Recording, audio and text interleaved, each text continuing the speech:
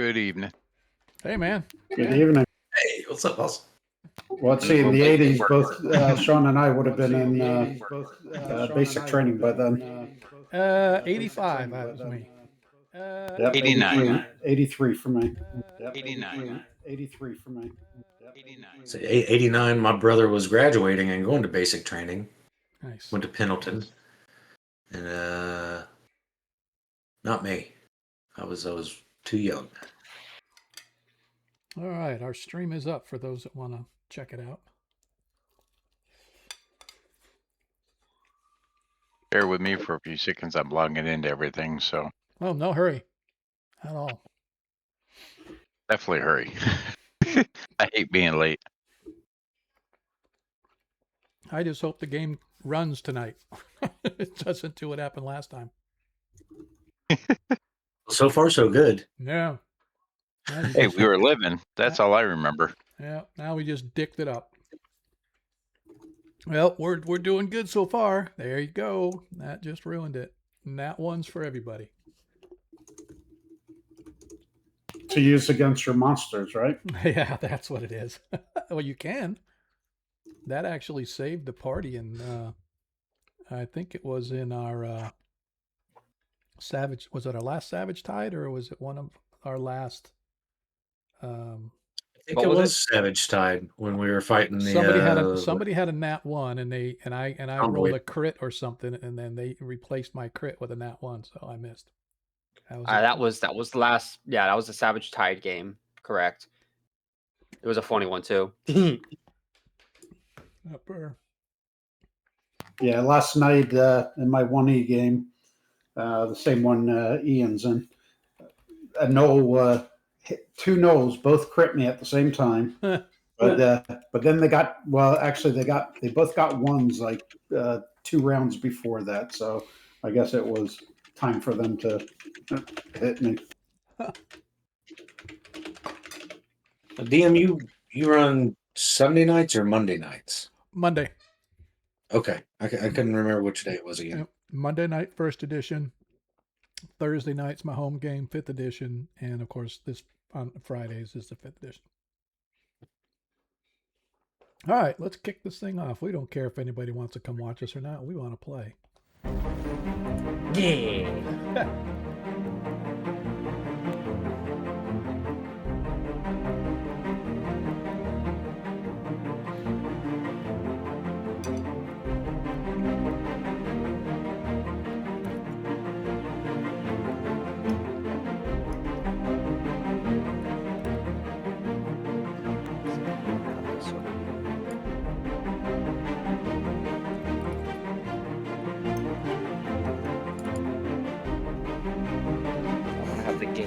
Primary screen for sure.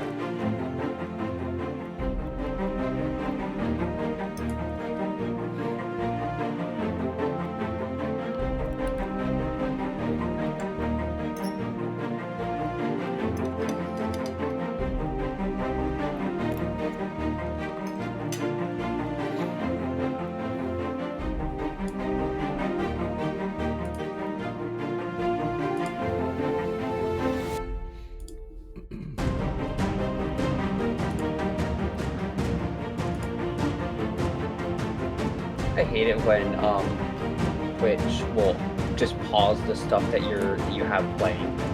Yep. Yeah, I just reloaded it because it was stuck on the ad and not moving down. So what happens is if you have Twitch muted, right? If you have the page muted and you swap off, I'm not gonna. I don't think we should skip it until right at the start. Let it play once, and then start the game. So, if you have Twitch itself muted and you tab out and you go to any other page, it automatically pauses the stream or the advertisement if it's on. That was part of my list. Yeah, as long as you have it muted. Now, I don't know if that applies if you have it muted at the top, because sometimes you can mute some browsers let you mute it at the top. I don't know if that applies then. but I know if you have the actual stream window muted, if you change your view at any point, it cuts you off. So your best option there would be drop your volume to 1%. Correct. Yes. That would be correct. That's what I did, and the advertisement finally left the screen. I just have it.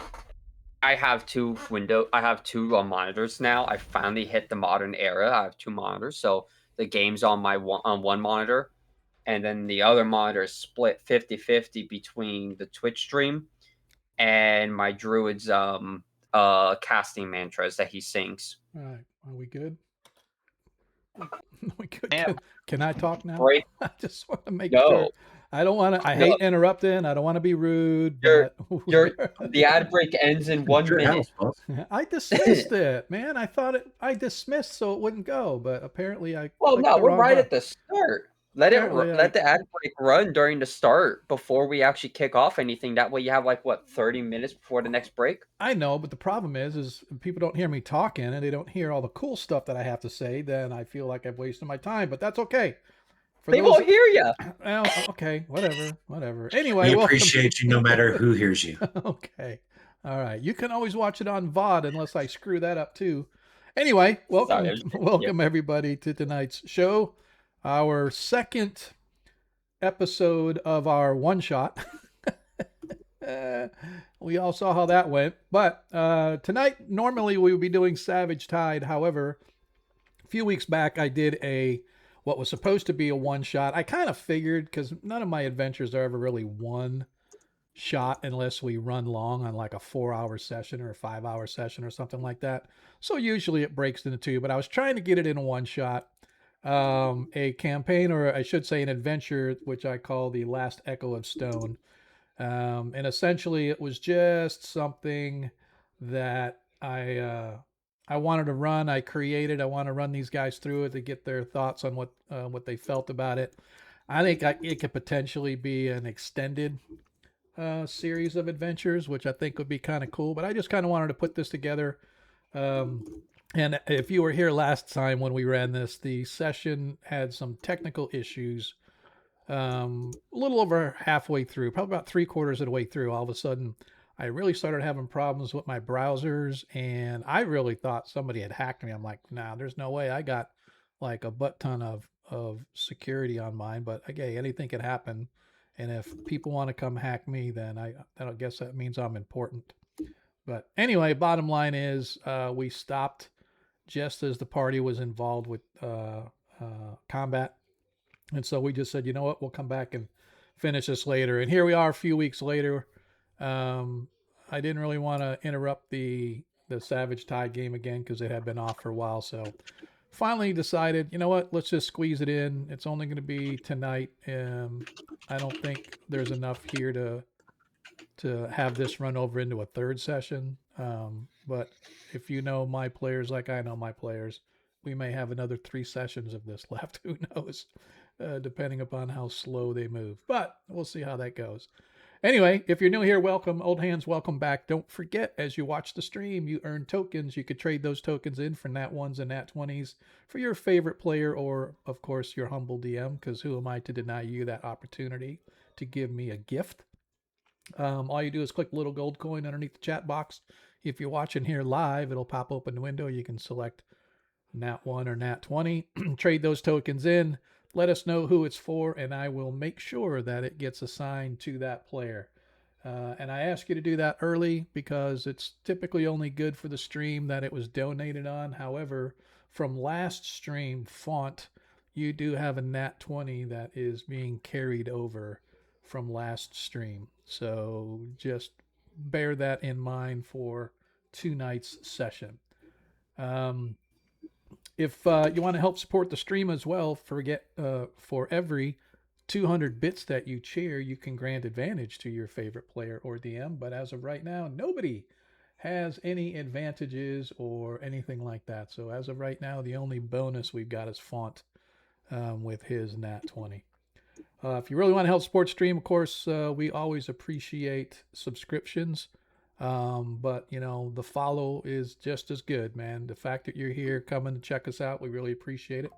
That to me is the biggest sign of success, is when you got people coming to watch you do the stupid things that you do on the internet. Life is good. First world problems, as they say. But also, if you don't want to be, if you're not one of those people that's really into subscribing and you don't want to have to manage subscriptions and remember when they renew and all that, we have a tip jar. And to me, the tip jar is just as good as a subscription. Even better in some cases, because all you have to do is go do a one-time donation, and all of that money goes to the content provider, whether you do for us or if one of your other favorite Twitch channels has a tip jar. I encourage you to do that, because instead of 50% going to Twitch, it all goes to the content provider minus like a 1.5% charge, whatever that may be. So, you know, I've got a lot of great folks have donated tips to us, including our very own Cora, who is playing, who is playing our druid tonight. So yeah, I definitely encourage that that you do that if you want to help support stream.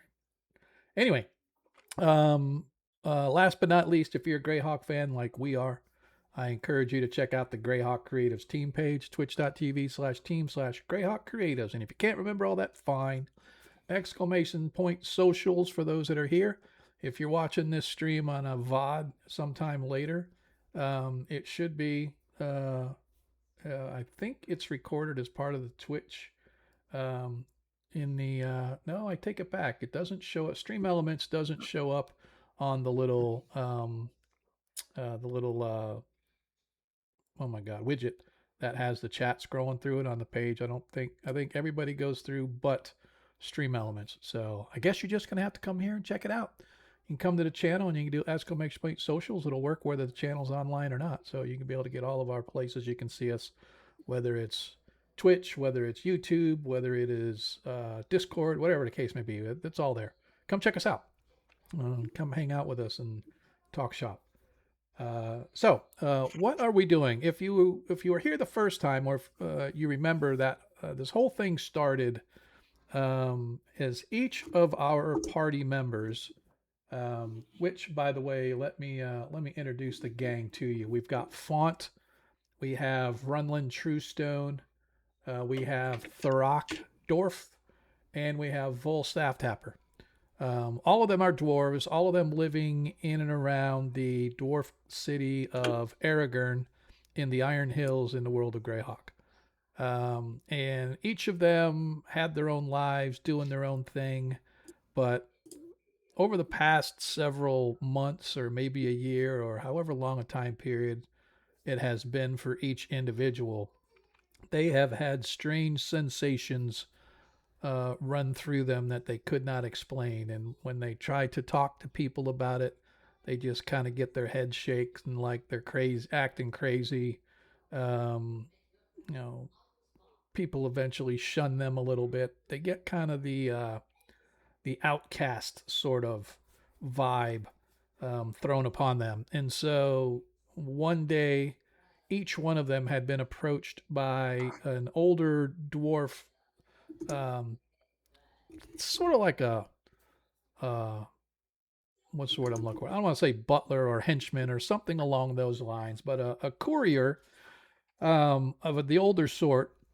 And this dwarf told them that they were being summoned by an individual by the name of Ordrin Ironpact.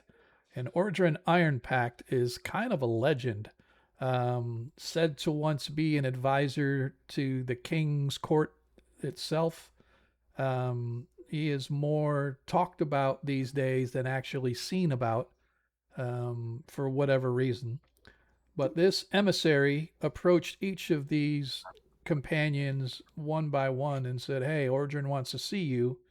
And then, in the most mysterious of fashion, as can be found in any good story, looked over his shoulder and said, "If you feel it, then you know why he wants to see you."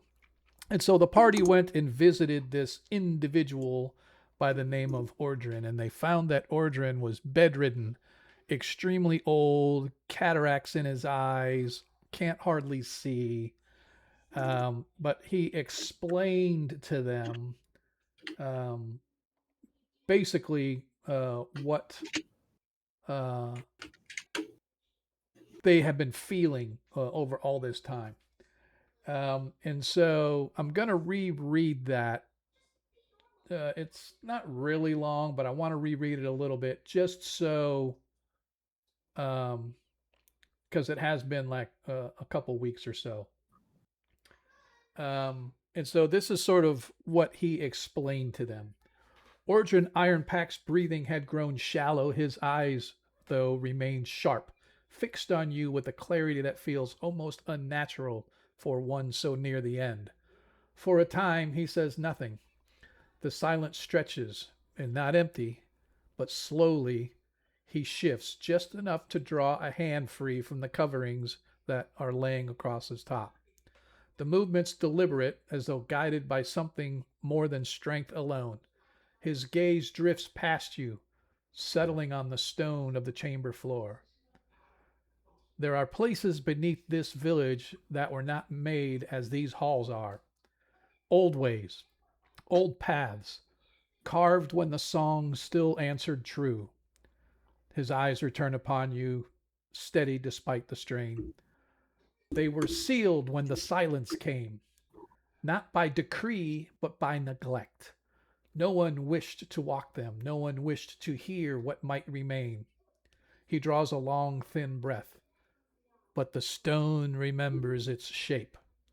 He lifts his hand slightly, no more than an inch, yet it trembles with the effort. Something has stirred those places. The lower tunnels beneath the southern works, a spur that should not have been reopened. His gaze tightens with a quiet certainty. The miners think it is just a collapse. Weak stone, age. A faint shake of his head follows. It is not. The chamber seems to press inward around his words. What was buried has begun to answer again, but not as it should. He pauses longer this time, and when he continues, there's something new beneath his voice. Not urgency, more like inevitability. You felt it. That is why you are here. His gaze moves between you, slower now. Others walk those tunnels and hear nothing. They will dig until the mountain breaks around them, and they will call it misfortune.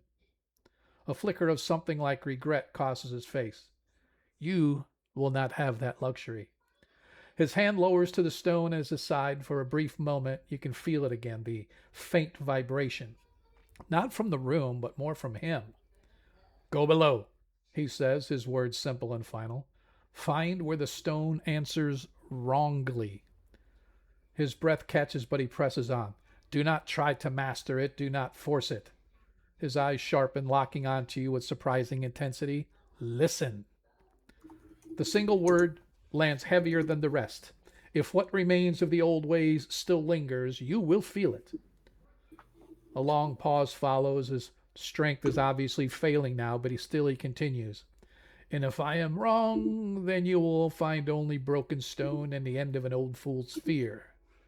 His hand relaxes and the faint vibrations fade with it. But if I am right, he does not finish the thought. He does not need to. His eyes close briefly and then open once more, just enough to find you again. Go! The word is softer now, but no less final. And with that, the party exited the apartment of one Ordrin Ironpact, the aged one, leaving him to his attendants, and began to make their way to the southern spur. They were guided by a miner, although the original foreman that they met told them that they weren't allowed to go down there because the area was sealed and nobody was supposed to go down there because of the danger and whatnot. But once they convinced the miner or the foreman that Ordrin Ironpact had indeed sent them, he assigned one of his men to escort the party down, and through some twisting old tunnels and some areas that were boarded up and marked as do not enter, etc., etc., Our party, being the very lawful and always obeying the strictest of edicts, ripped out the wood and continued down the tunnel anyway. And there they discovered some ancient, broken, partially collapsed caverns, and they began exploring. They were attacked by some giant rats along the way, but those rats were not just ordinary rats. Some of the rats could dig through rock like it was butter. Some of the rats gave off this sort of a thunderous wave when they bit them, doing thunder damage along with just the natural bite. And even worse, some of the creatures seemed to be partially melded with stone, and they all gave off this sort of a strange vibration that the party could almost feel. And for those that forget what they look like, let me entertain you with, here is the rats that they fought. Okay, it's not showing on the screen. Oh, it's because the game's paused. Ha ha. Let me unpause the game, but it's showing now. So you guys should be able to see it. So the game's unpaused, you'll be able to move. So that is the rats that they saw. They also, at the end of last session, were immediately attacked when they went into this last chamber. And I'm going to re-describe that chamber when we get there. The party was attacked by this creature. Think of it as a mountain lion, but it's like has these crystalline stone exoskeleton, and it too looks like it's like something. Imagine if the Flash was vibrating through a wall, and then he stopped vibrating partway through it, and then broke his way out of it, and all the stone and everything was stuck to him and what. That's kind of what you get here. Almost as if this thing is merged or melded and corrupted with the stone and whatever did this to it. And so they were in the middle of fighting that when we had all of our technical difficulties last time. And that is where we're going to end up picking up tonight. Players, you have any questions about what has transpired or any additional information that you want before we actually get started? No, I remember everything quite well. Yep, cool. I'm good. Yeah, I'm really. Yes, I got a I'm sorry. question. Yep. So when we ended, I had just hit it. Yep. And did 6 + 3 damage. Did that get applied, or was Yes. that when we had the problems? No, it's applied. Yep. And so yeah, that was like right at the end, because I said when we come back we're going to be going right to combat and back to the top of the order, but that's kind of where we stopped it because I was having all kinds of issues right after Font attacked. But I'm looking at so those hit points were taken off. I just looked. With that, there was something I was going to say, but now I can't remember what it was. So I am going to find my music. Oh, I know what it was. I want to do just the quick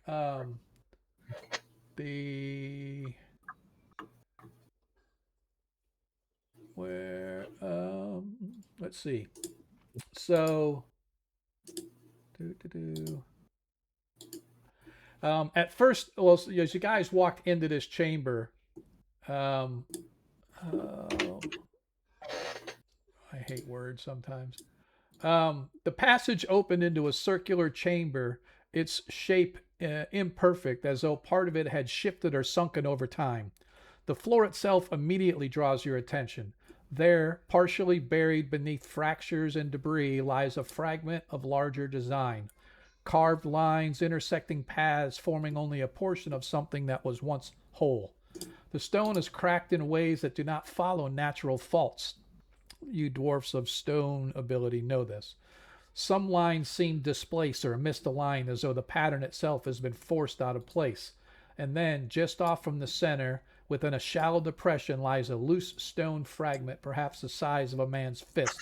Now, I know on the picture it shows it a lot bigger, but I just wanted to emphasize where it was. But it's really no bigger than the size of a man's fist. It does not shine, nor does it call attention to itself.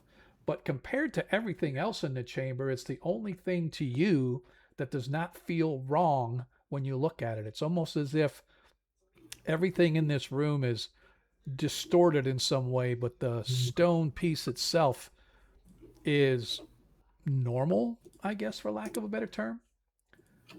At first, it's nothing, not a sound, not movement, not even a thought you can clearly grasp, just absence. The steady rhythm of your own footsteps fades from awareness, the scrape of boots against stone, the faint clink of gear, even the quiet beneath your chest, all seem to be dull, as though wrapped in something soft and distant. Then it returns, but not as it was before. It is stronger and closer. A subtle vibration rises through the stone beneath your feet, not enough to shift dust, but not enough to be seen, but you can feel it, deep within bone rather than flesh. It's not a simple tone, but something more layered, like a low, steady presence, like a memory of a note long held, lies beneath something fractured, uneven, and struggling to resolve. So it's like you can almost feel this current of energy or vibration or whatever you want to call it, and it's very disjointed, very disharmonious, but underneath it's almost like a whole bunch of feedback through a speaker, but just underneath you can hear this clear tone that's trying to break through, but it just can't do it. Your body reacts before your mind can catch up. You feel slow, incredibly slow, as if you're moving through quicksand. Eventually you seem to stop, unable to move, with each breath reverberating in your ears like crashing waves of the ocean. And in that stillness it sharpens. For the briefest of moments, everything aligns. The vibrations become clear, whole, perfect. But then it slips away, the harmony fractures, splintering into something wrong once more. The sensation twists like a word spoken incorrectly or a note just off from what it should be. And yet, it remains. You're not imagining this, you know it, because this time it answers you. Not with sound, not with voice, but with something that can only be described as recognition. Something in the stone has noticed you, noticed it, and it's drawing you forward. And as you guys entered into the room, that's where you saw this strange, twisted, for lack of a better term, this mountain lion made of stone that leapt out and brought us right into combat. And as we went through the first round and everybody was getting hit or whatever, that's when we had our technical difficulties. So that's where we are going to pick up, where Font has just struck this creature. And if I got it right here, yep, a 1d8 plus 3, and boom, as you slammed and it was applied. And that is where we're going to pick up for tonight. So if there are no other questions, I am going to clear what was in the chat for right now so we can start fresh. Let me get my... Question. All these squares are 5 foot, right? That is correct. Ooh. As we move into the top of the next order, Thrak, you are up. As you see this creature, it's a medium size, but it's probably about 8 to 10 feet long, including tip to tail. So the tail included in its length. So it's probably 8 or 9 feet long. The body itself maybe 5.5 to 6 foot if it was stretched out. Well, the rock, hard place, Eldritch Blast. Nice. If it will... You can do Eldritch it. Blast. Here we go. There it goes. Oh, my initiative tracker was blocking the chat. Oh, gotcha. Okay. There we go. So just one. Nice. As your Eldritch Blast blasts into the creature, but it does not hit. You could see it's almost as if as your Eldritch Blast goes to wash over the top of it, you can see almost like the ley lines of energy sort of deflecting away your Eldritch Blast. Anything else for you? Want to move or anything? Yes, I will. I was going to say, because you're not quite in its range for opportunity attacks, so you can move. Okay. Scooch right over there and end of turn. Consider yourself scooched. All right. As the giant cat, as we call it, the stone twisted predator, sees a tasty morsel before him, taking an eye at Runlin Truestone. Shields up, bitch. Let's see. I do believe, I just want to make sure it does get 2 attacks. Well, let me see if I may. I don't remember if it used, because it is a recharge, and it did not recharge, therefore, but it does get 2 attacks. It's going to do its bite attack first. What? Oh my god, seriously? I'm going to have to move here because it's telling me I was too far away. Stupid. Attacks. As its claws, or I should say its bite, as its bite slams into you. And it... slamming into you, it does 6 hit points of piercing, followed by 2 thunder as it bites down into you. It's almost like this kaboom as you feel the energy lines slam into you as its claw comes after. As its claw rakes at you, but you manage to fend it off. Runlin, you are up. Alrighty. Well. Point, I'm just gonna have to take a shot. We don't have a who's a Runlin? Are you a ranger?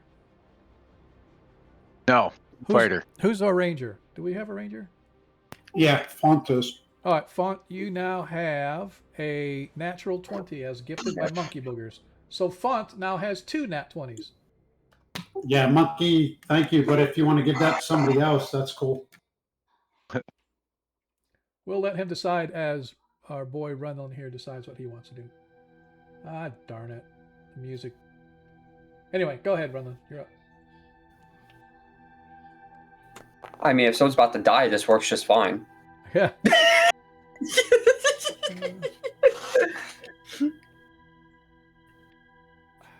Oh, another 2 natural 20s. Who are these for, Monkey? Go monkey. All right. Monkey's out here dropping 20s on people. And he resubscribed. There we go. All right, so we'll just go. But Runlin, go ahead and decide what you're going to do. You're going to attack or whatever. I already rolled. Oh, I didn't even see that. I apologize. I was so busy with my music. Oh, your I made a attack. big 24 there. Yeah, your attack hits, but you never targeted the creature. So make Oh, sure. jeez. So do target and Yep. then go ahead and do your damage. Everyone has a natural 20. Nice damage. Oh, yeah. 11 damage. I like it. Good job, Ronan. Everyone has a natural 20 now. Thank you to Monkey. Thank you, monkey. All right. Yes. All right. So Font I'm gonna use has. it to beat this Did, mofo. I want to make sure. Did that one come off of Font and go to somebody else? And the DM got one too. Thanks, monks. I think it's D20 to everyone else who didn't get one. So I think Font still has his because this is I knew that. 4-man, right? Yeah. So he. Looks like you redeemed 5 of them. Okay, so then Or everybody. players in there. That means everybody No, plus it's- the DM. Yep. Cool. All right, sweet. So let this. All right, as add you to the hit rundown. doing that 11 damage, as you slam into it, you realize that the hard exterior of this thing is made of crystalline stone, and it deflects much of your damage away, but you can see that the damage was done but just not quite as much as you had hoped. Vol Staff Tapper, you are up. Mis- Okay, Mr. now 1 hit point left. I know, right? Okay, can someone help me remember? Did I cast Magic Stone the Yes. previous session? You did. Okay, okay, perfect. Thank you. Yep. So I'm gonna beam someone. Okay, that's fair. Did I add the stone to my attack? That I don't did know. not. Okay. Yeah, I was rather disappointed when I went and saw that I exported the video for the game, but it was only the second video because we had stopped and restarted because of the tech difficulty. And I like it. Nat 1 is a definite miss. Go ahead and roll an attack again to see if you happen to hit Runlin instead. Yeah, I'll do that. Why not? Oh, he rolls a 20. No. No. I was waiting for that too. I may change that to a nat 20. You have a natural 1, not a natural No, 20. he gave me a nat 20, he said. Did Monkey, did he get a nat 22 or just a natural 1? Oh, he DM did got a nat You're 1. right. I'm sorry. I apologize. I thought that he had put it as a nat 20, so. All right, cool. This is a party of 4, right? That is correct. Yeah, so he gave 4. Yeah, I hear you. I saw. Yeah, got I the just nat read one. it Yep. wrong. I just read it wrong. All right. We know you did. It's fine. All right, dude. Anything else from you? No, I'm good. Font, you're up. Um, Sorry. You can move yeah. if you want. You can keep going. Yeah. I'll stay here. I'm right at my range with this. Okay. As I said, Font, you're up, sir. All right. I'm using my longbow again. Okay.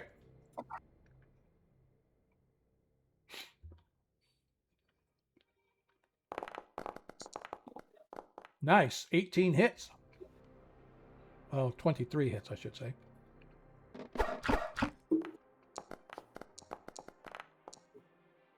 For 6 damage. And then how do I do the Hunter's Mark damage? I forgot.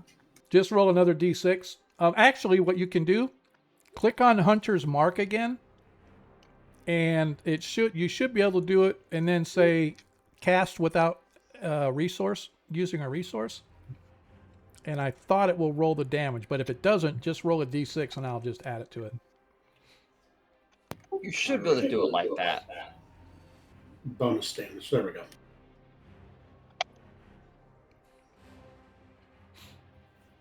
Huh. Weird. Nah, you cannot maintain concentration on more effects, but I Yeah, get bonus damage, not cast. Yeah, that's just it. It'll still consider you doing it. So typically we just do cast without using a resource and see. But just roll a d6. I'm not gonna argue through this thing, man. Sometimes the way they design these is not fun. Do an additional 3 hit points of damage. All right, something's not. Oh, that's right. Okay. All right. Anything else from Font? Yeah, I think I'll move a little bit. Okay. Going the wrong way, dude. Fight's the other way. Hey, I'm a ranger. We fight from range. Is that what it means? All right, cool. All right, Rock, you're up. I'll just keep a blasting, keep a blasting. Gotta save my energy for bigger critters. 15 hits.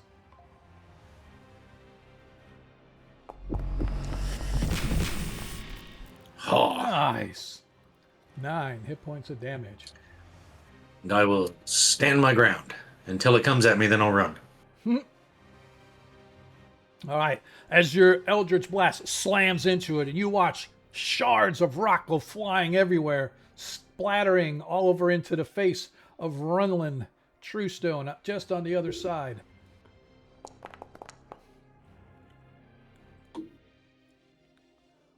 All right. As the Predator once again goes after Runlin with his bite attack. As he slams into Runlin with... Oh, did I not target him? I didn't target him. What's Runlin's armor class? 18. 18. I hit with a 19. Yep, again. Oh, nicely done. 13 hit points of damage. Of which, I should say, 9 piercing and 4 thunder. As Runlin drops to the ground at 0. As the creature whirls around and goes after, for his claw attack, goes after the rock.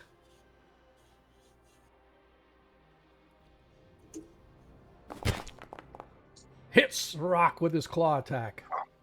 Oh. Yes, he does. As he hits you at 5 hit points of damage. I'm gonna take a nap right here. All right, as the rock as well. Oops. As the rock as well drops, as a creature then spins around looking for somebody else to maul. And so you move 5 feet there, and he's gonna go. He sees across the street, or across the chamber, the other dwarf, but he can only move about that far before his turn is up. Runlin. We are so sorry. Runlin, I do need a death save from you, please.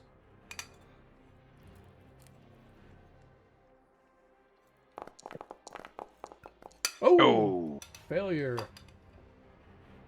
Vol, you are up. Oh shit. We do. Do we have your cantrips to slots rule No, here? we do not. No, we do not. Okay. So sorry. Oh shit. So sorry. No.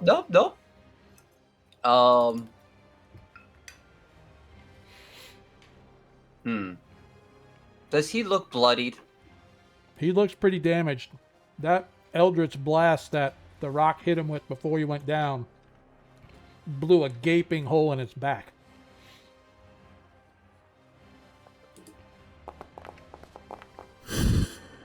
As you slam it with your magic stone.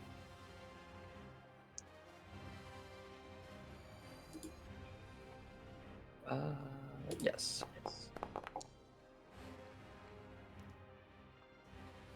Now, I don't know if this actually counts as magical damage or not because I'm enhancing a simple rock with magic. I don't know how you're going to calculate. That's I don't know okay. how you're going to determine that. I already got it. It's already done. Yep. So I yeet the rock. And oh wait, am I only 20 speed as a dwarf? Yes. Are you 20, eating the rock? 25. Sorry, 25. 25. I have never played a dwarf before. I had to remember that. Yeah, you don't run, you shuffle. 5, 10, 15, 20, 25. Run, motherfucker, run! Watch your language. There are children present. All right, Font. You watch as in the space of a split second, 2 of your companions fall to the massive claws and gaping maw of this strange, hideously deformed and misshapen creature. But you can So see I look that- at this. Go ahead. I'm going to look at this oversized 4-legged hobbit who just felled 2 of my friends and stuck another arrow in him. All right.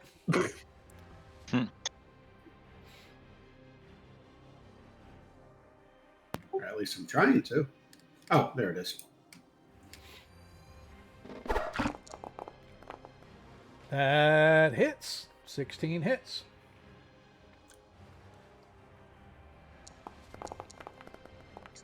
Nice. As you do. Plus, Your arrow strikes the creature right in the back where the stone no longer exists.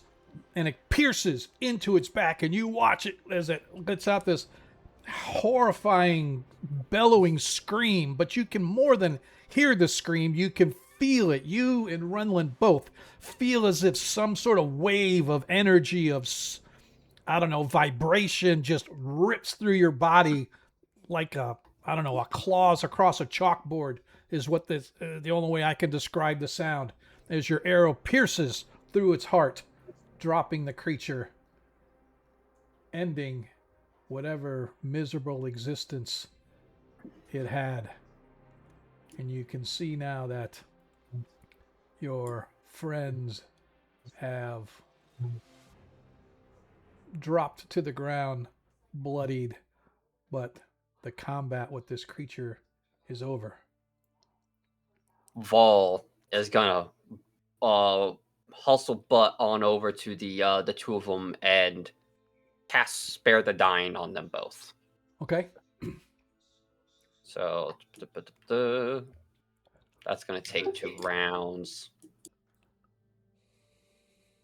And that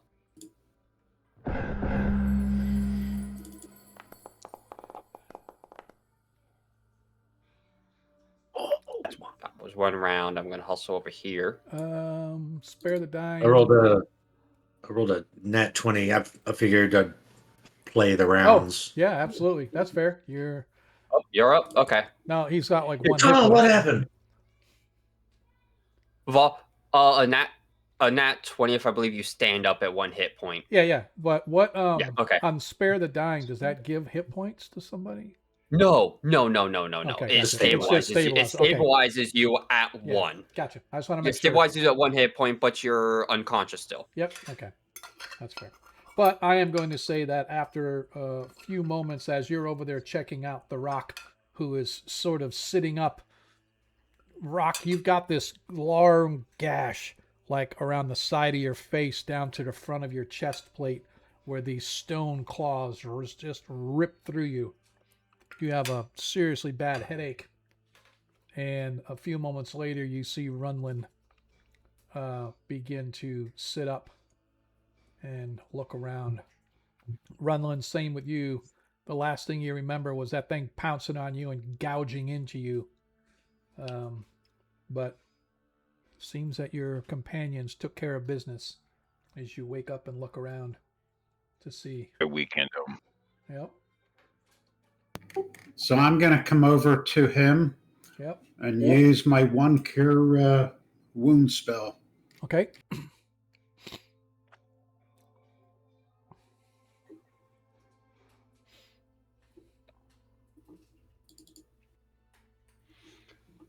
Oh, this, I think we might have bit off a little more than we can chew, gentlemen. Oh, you're awesome. Oh, thank you. And that's the best I can do. I only had the 1 spell. Me I back to did full. that. Who are you? He targeted Runlin. I was going to say He- 'cause he's targeting himself. Yeah. This shows that I targeted Renwood Vol. on my thing. Mine shows Vol. Yeah, you're targeting Vol. So Runlin is this guy, but that's okay. We'll just. Oh, I targeted the wrong person. That's I thought okay. this. I thought that dwarf was I dead. am. I'll just do it manually, and now Runlin has 13 hit points. Vol has 1. Font has 14, and the Rock has 1. So that is where everybody is at right now. Everybody has 1 hit point. Well, 2 of you have 1 hit point. The other 2 are close to max. But anyway, go ahead and continue on our story. What do we wish to do as you sort of look around? Well, Vol is going to do what he does best. He is going to walk up to the beast. Alrighty. Let's see what horrendous things happen to you. He's gonna tap the ground a little bit, and he's going to tap the creature as he tries to get a sense of what this is. You want a nature or an arcana? Give Or something me either or, your choice. I'll be a nature. Okay. You can tell that at one time this creature was probably your average, everyday, normal wild cat. of the larger variety, of a mountain variety, puma, mountain lion, something along those lines. It probably has lived in these mountains, but there is something going on that it's like a sickness almost. You can see that, and you could actually felt it, all of you, while this thing was alive. The vibrations that it gave off were, as I've been describing, for lack of a better term, sort of a harmonic sound of many different sounds blended and mixed together, but very disharmonious and out of sync, as if somebody took a dozen tuning forks, all of them out of tune, and struck them all together. That is what you get as you're examining this creature, is that somehow it was affected by whatever this strange, twisted vibrations or whatever is.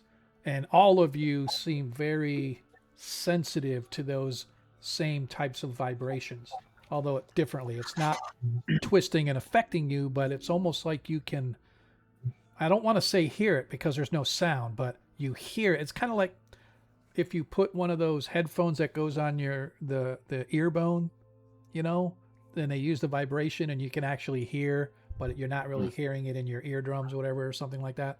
But that, it's kind of like what it's like. It's like you can almost hear it through feeling and sensory, but not like hearing, because nobody else can hear it, so there's no sound.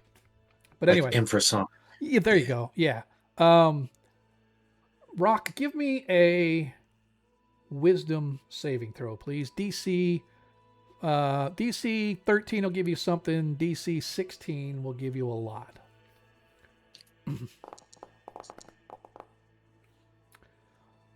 As you go over to where you're at, there's this smooth worked stone just lying there by itself.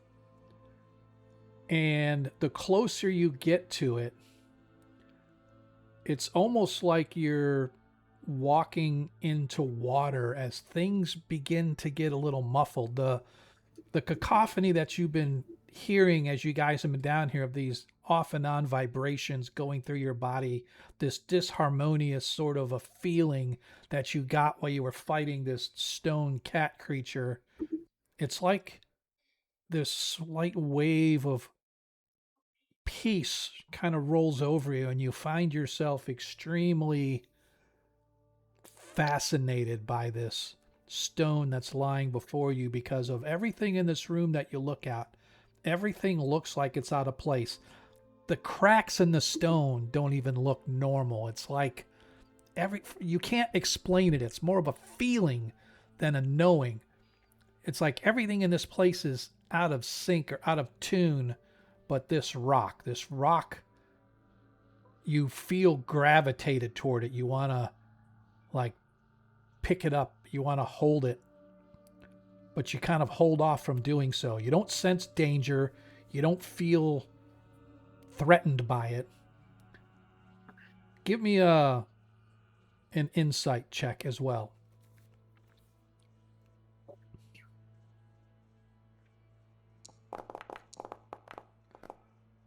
As you get this feeling, and you look back at this cat creature, and then at the stone, then back at the cat creature, the way that you feel, you have willpower to sort of stop yourself from doing something.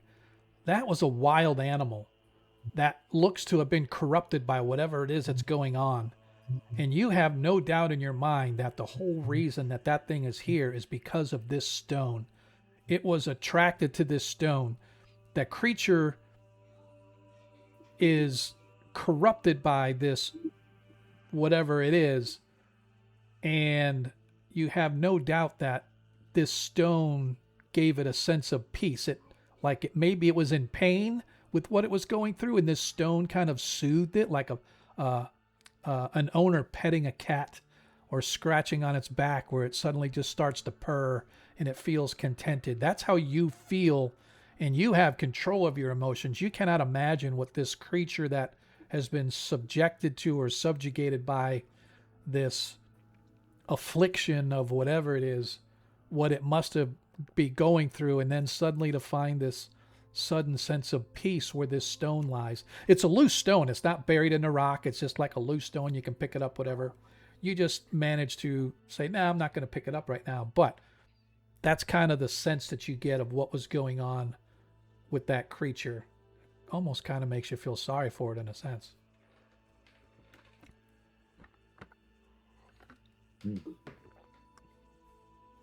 I kind of want to pick up the rock. Well, you are welcome to do so if you want to. It's about What's the the size. find over It's there? about the size of a man's fist. It's not like really huge. It's smooth, has some carvings on it and stuff, but it looks like it's only part of a piece of something, right? So it looks like maybe it was a part of a greater whole at one point, and then you could see some etchings on it and stuff, but they make no sense because they're incomplete. I will pick up the rock Okay. and hold it out and bring it over, holding it between me and the corpse of the creature.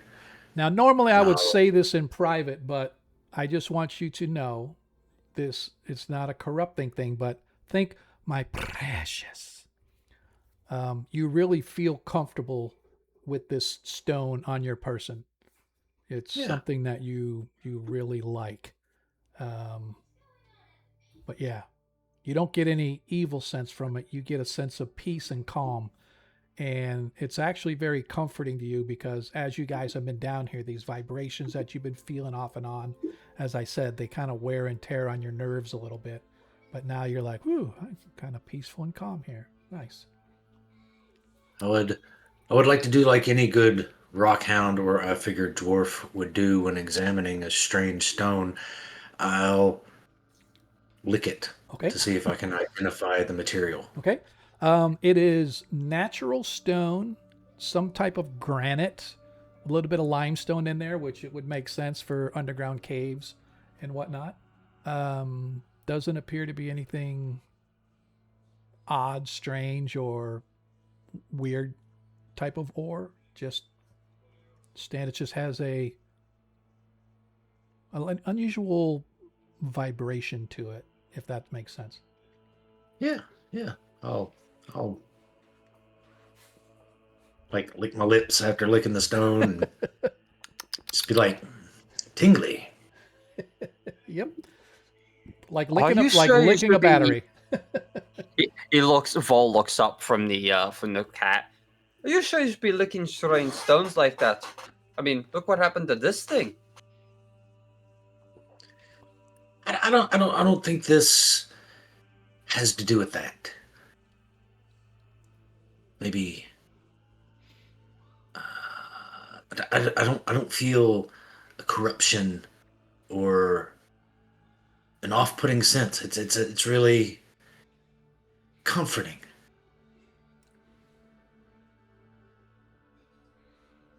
That's not good either. I want to hug it and squeeze it and call it George. A stone's not supposed to make you feel like you need to protect it or be friends with it. What kind of dwarf are you that you don't want to protect a stone? No. There's a difference between wanting to protect the stone or make it into something awesome, or make it into something amazing, or having an intense desire to protect the stone and treat it like a pet Have you not ever or heard something of to be pets? revered. Pet rocks were pretty popular. I'm just saying. Pet rocks are amazing, but there's a difference between wanting to and having the sudden urge to. Yeah, Oh, I'd put If it you're more having on a sudden the want to. the want to. Yeah. Can I roll an insight on this mofo? Sure, you do whatever you want. Just waiting to see what you guys want to do with the rest of this place, and we can move on. I was going to say, while they're talking about that, I was going to look around and see if there's any runes or markings. It looks like half this room was kind of destroyed a little bit. Yep. But Go ahead and give me an investigation check, please. And what am I doing to counter his insight? Because I don't feel like I'm lying. So there's two things. I know you're not lying, but if you want to do a deception or performance, although you're not really lying or whatever, you can. I think this is less of an opposed check of more of Vol trying to gauge if this is actually what's going on. So I don't think it's an opposed check, because as far as Throck, that's not Throck. That was it was Throck. As far as Throck is concerned, there's nothing wrong. Yeah, I guess I'm just being more Yeah, persuasive. it seems to Vol, it seems a bit off. Yeah. So this would kind of just be one of those flat DC checks. Yeah. No, that's fair. That's fair. So regardless, he seems okay to you. However, as you look around the room, you find a couple of things in your investigation, Runlin.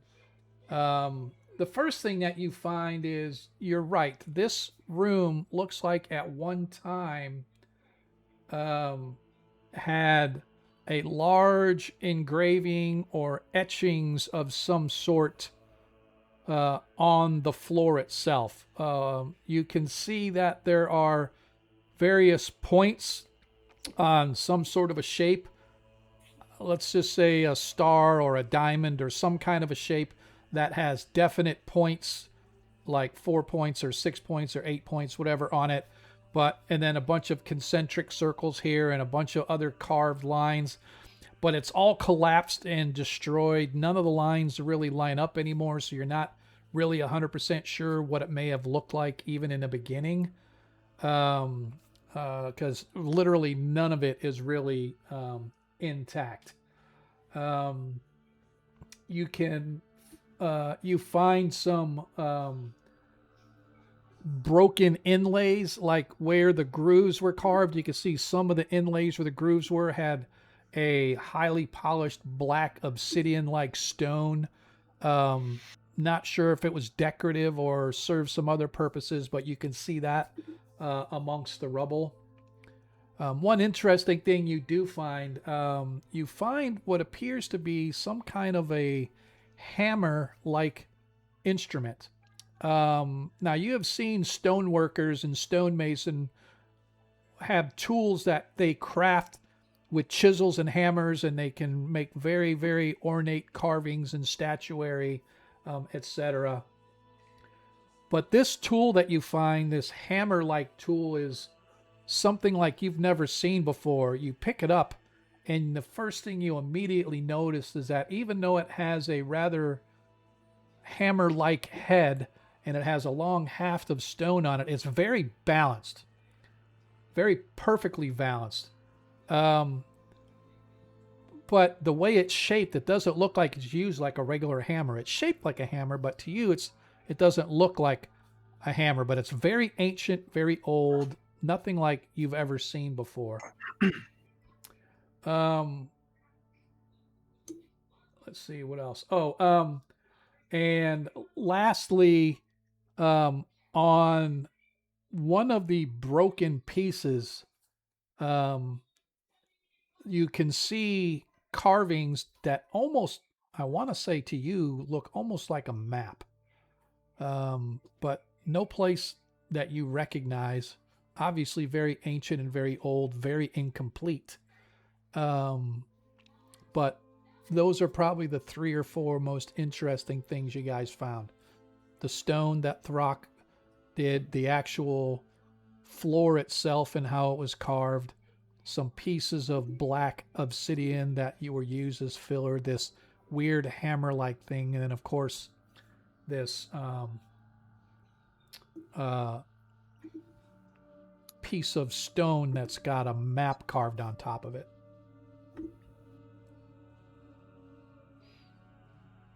Okay. Got a map carved on top of the stone, huh? What's that?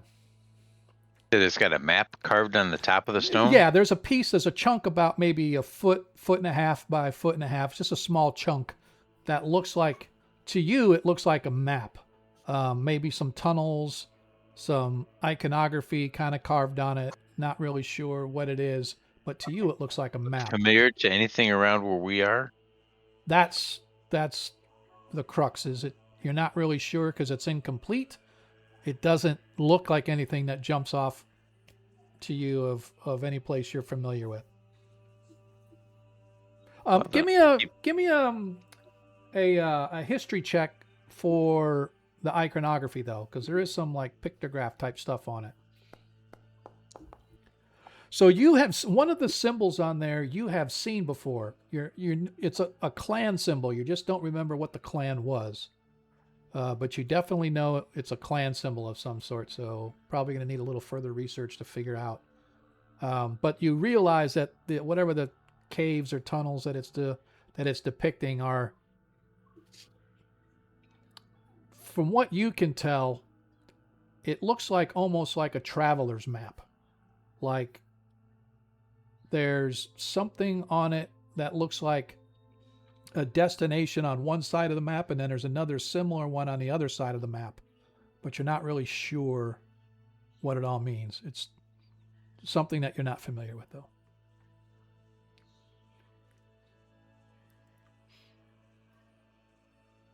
I'll share all that information with everybody. Feel free, go ahead and share. I found what looks like a map here with some glyphs on it. Looks like a clan symbol, but I'm not familiar with it. I don't know if anybody's got better history than I do. I'd rather swing an axe than look at books. So Let me take a look. I'm not the I best actually at have a history. +2 to history. I cannot actually assist anyone with history. I'm fairly versed. I could take a look. look, I will walk over to the engravings. And as I'm reading, I will hold up the stone. So just so if anybody has proficiency in history, they can aid him. I'll aid him. I have a +2 to history. But are you proficient? That's what I mean. You can have a +2, but you have to have proficiency in order to give aid. Yes, it's click. So yes, I'm proficient. Okay, so then yes, so then you can roll with advantage then, Mr. Rock. All right. As I feel more confident with his help, I will gaze, and I will casually lick the stone for confidence. I love it. Love it. Yep. Yeah, you don't gain any more than your companion did. You definitely know that you realize that the map is not of this area, so you're not sure where it's depicting from. And it is, for you, it's definitely a clan symbol. You actually recognize another symbol on there, though. It is a clan that is ancient and old, coming all the way from a place known as Hearthdelve. Hearthdelve, they say, is the first city ever created by dwarves after the Stone Fathers created the dwarven race and breathed life into them, and they came forth from the mountains and began to spread. And one of the first major places they created was the city of Hearthdelve. And you recognize the symbol of a clan from Hearthdelve. Not sure what the name is, but you remember specifically they were tied to Hearthdelve. The other one, there is another clan symbol on there. It's like right on the tip of your tongue, the same as it was for Runlin when he looked at it, but you just don't, you're not sure. Does anybody have like some parchment or anything? I don't think I do. My character does not do that sort of thing. No, I don't. I have very little gear. Oh, I have a lot of gear. Never mind. I don't have that. Let's see. I forget what I've got too. No, no, nothing like that. Okay. I was gonna try to make a rubbing of the map so that I didn't have to go by memory, in case we needed it. But I'll try my best to study the map in case. So I'm going to something in say this: our- the stone itself weighs about 10 pounds. You guys can carry it with you if you want. It's up to you. If you would rather just memorize it and leave it here, but if you want to take it with you, you can. You're more than willing to do that. I hold my stone in one hand and weigh my options, and I look to the others and say, I'm already carrying one stone.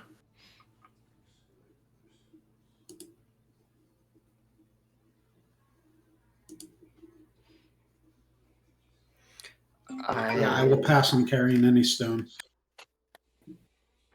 I can carry the stone if you really need me to. Do you want to? Yeah, you don't have to. That's what I'm just saying. If you guys wanted to bring the stone with you, you could, but you're not really have to. It's up to you. Do we really need this stone with us? You know what, DM, for theatrics, I'll wipe the blood from the gash on my face and rub it on the rock. Okay. Not me, the rock, but the rock. Yeah. And I'll lay down and press the belly of my shirt onto it to get an imprint of the map. Okay. And then if anybody needs reference, they can just look at me. All right. Go ahead and give to me a survival check. I'll assist with that. Actually, wait. We don't talk. How heavy was the stone again? It's about 10 pounds or so. 10 pounds. How thin is it? I can carry it easily. It is, I want to say it's probably about 3 inches thick, about a foot wide, 1 foot by 1 foot by about 2 to 3 inches thick. It's kind of jagged and stuff, right? It's like a big chunk of rock. Right? Okay. How all right. What would I roll to determine the minimum thickness I need to make it with prevent it from just shattering? What are you trying to do? Because I have mold earth, I can just cut out all the excess weight and make it lighter. It's okay. I can carry the 10 pounds. I'm not worried about it. Okay. Right. There you go. So we have our All right. other dwarf, as opposed to your dwarf, not that dwarf, but the other dwarf, is carrying. All right. So what do you want to do from here, gents? Fellas, I don't know about you, but I'm kind of hurt. We're all a bit hurt. It might be best if we can find a safe place to hunker down for a bit. So just so you know, you're about a half an hour from the other dwarfs that you left behind. Didn't that cave in behind us, though? No, it did not. Okay. Yeah, you're about a half hour, maybe 40 minutes tops, if you wanted to work your way back to the other dwarves. Or, again, these are just options. If you wanted to rest here, you can definitely take a shorter or even a long rest here if you wanted. Maybe move back into the room marked as 4 and do a short rest there. Or we could post up in this hallway. Give us a little bit tighter advantage. Less open. What is the full description of my spell and how much can I abuse this? It's a 5-foot cube. Yep. 25. Or is it 25 times 5? 75 cubic feet. Something like that. Yeah, whatever you guys want to do, you tell me. We'll make it happen right now. Let me roll this first, though, to see if anything happens. I'll take first. What are we doing? First Are we watch. taking a short rest? Are we taking a long rest? What do we want to do? It's definitely probably going to be a short rest. We need to rest and recover, but I don't think this is a good spot to do it. I recommend we make our way back out, at the minimum, through that tiny hole that we had that caved in around us the last time. Get through there, and anything up in any of the creepy crawlies up over in this way will have a harder time getting to us.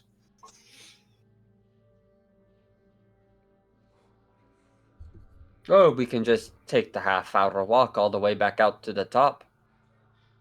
Oh, I think we just sort of short rest here instead of losing all that time going back and then coming back Yep. here. Yeah. short rest here would be fine. But just back up into number 4 where it's a little bit easier for me to guard 2 passages. Okay. Alrighty.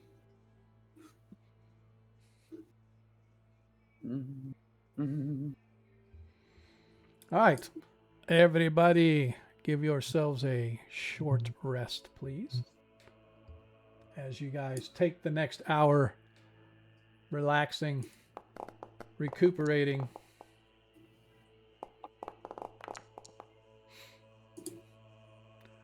Runlin took a long rest, but that's okay. What? It said short rest when I clicked it. That's because you can't read. You're a dwarf. It's okay. That's it. I don't think you get much more. It literally, I hovered over it and it said short rest. I swear. All right. I'm not worried about it. Which screen is that on? Not that I need one because. Yeah, if you open your character sheet. Yep. And It's the knife and Oh, fork. I see it. It's Yeah. got it. Yep. Yeah. Cool. All right. So you guys all take your rest. Looks like everybody got some hit points back. Some of you got spells back, maybe. An hour or so passed. And nothing assaults you. What do I want to do? So we got Into that room. 2 paths. Do we go west or south? Well, what does the map say? Throck puts his hand to his ear and listens intently to the stone. Okay. Go ahead and give me a perception check. It doesn't. Oh, I was just being facetious because he said, "What does the map say?" Yeah, no, as you do that, And you wanted to what? I'm sorry. give me a perception check with advantage, please.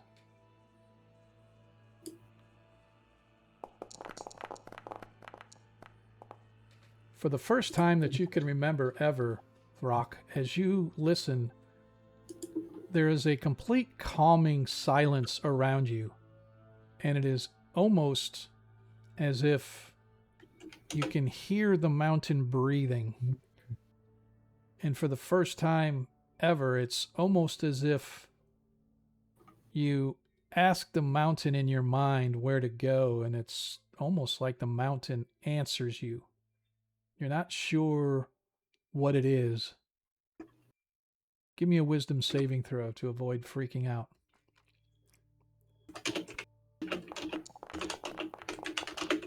As you immediately get unnerved, but one thing you realize, both tunnels leading out of this place are collapsed with no hope of passage. You did learn that much. You don't know how you know it. It's almost like you could sense it and feel it. When you were in the zone for about 30 seconds, you could almost feel...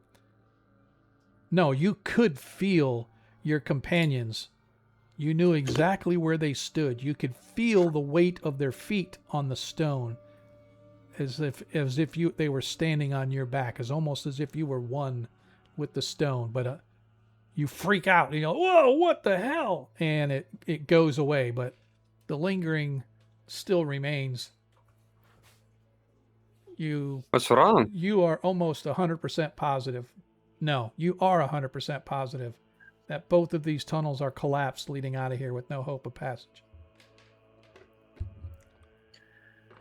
I'll stand there with the rock to my ear, like a conversation, like okay, yeah, no, oh, okay, yeah. Both paths are blocked.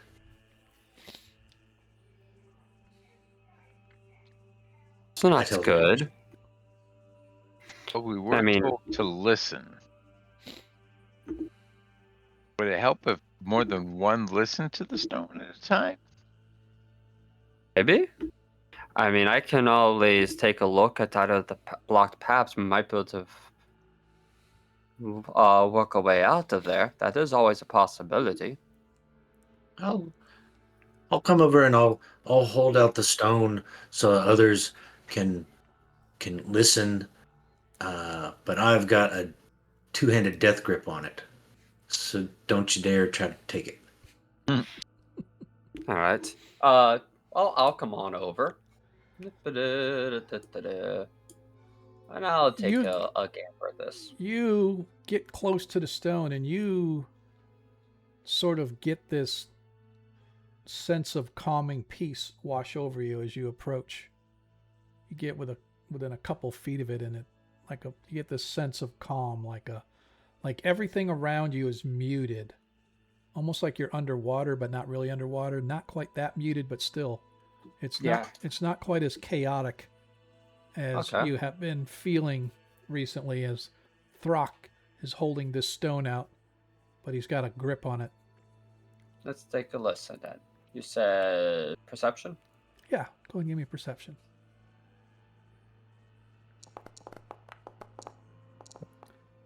Yeah, you don't sense anything. It's just a little calming and quiet over here, but you don't hear anything. You don't sense anything. Whatever the rock is telling you is probably BS. Probably just putting on a show for you.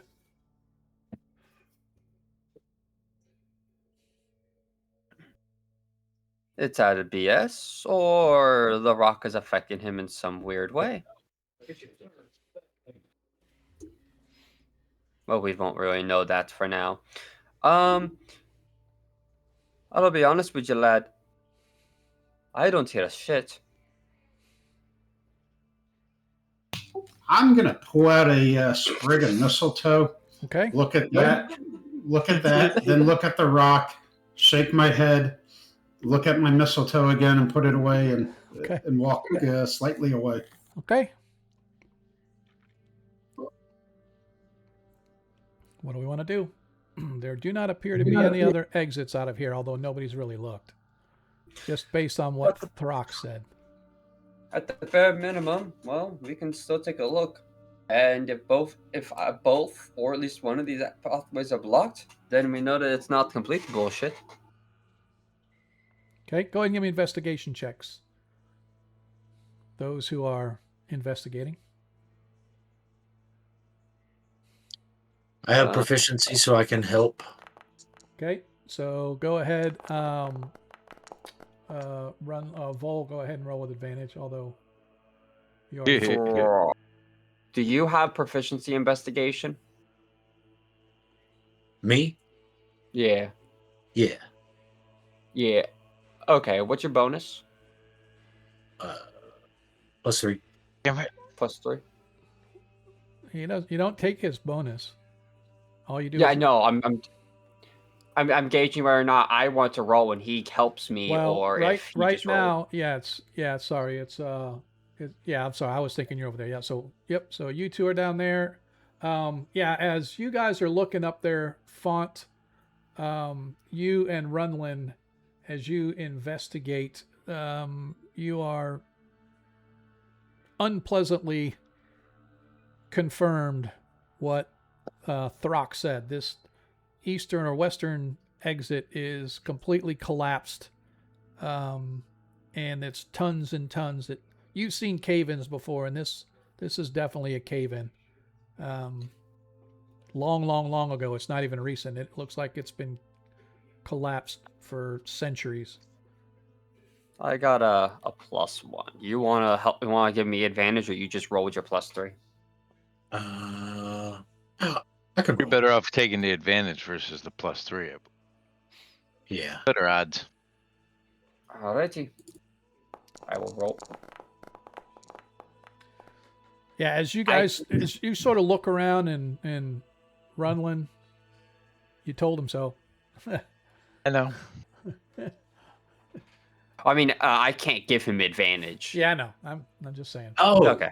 Sorry, I thought you were proficient as well. No, We were no, that's taking why I was advantage of checking. I was debating your +3 versus my +1 with advantage. Gotcha. Sorry. You're good. But yeah, I'll as take you it back. guys, as you guys all check, you Yeah, you confirm basically what Mr. Dorf has said in that both of these exits are collapsed, and they have been collapsed for quite some time.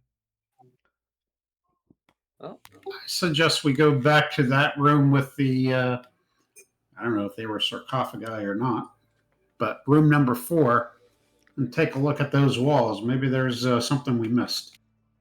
maybe. Did Jorak tell you anything else there, Throck? I'll put it back up to my ear Mm-hmm. and sing to it Okay. to show me the way. Uh, Whoa, rock. You got nothing. You got nothing. Nope. I like to investigate this back wall here. Okay, go ahead and give me an investigation check.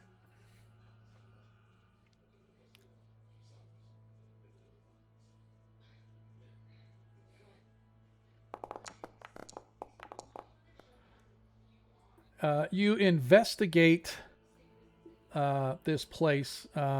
You find no exits or any hidden compartments or anything like that. Yeah, this is very much a dead end on this whole place. Thinking as you guys are sort of going through these motions, perhaps taking what you have found back up to Ordrin or to a library or to something to maybe see if you can decipher. Maybe Ordrin even knows, he's freaking old. Or like I said, a library or something to help decipher what you may have found. Because you definitely found stuff going on down here, with the twisted rats and the creature, the cat creature you guys just fought. Definitely interesting. Does there stuff. look like there's any way that they got in that we could decipher or figure out? So, you're not sure about the cat, although it was partial stone, so perhaps it somehow came through as well. But the rats and whatnot, they're just part of tunnel creatures. But some of those rats could dig through earth like it was butter. So maybe the cat could too, but you don't see any place where it came in. All of it's all collapsed in and around here, so not really sure. Alrighty, well, say let's head back to and see if somebody else can look at these items and figure out and tell us what they are.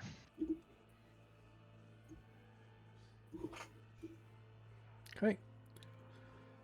As you guys make your way back up,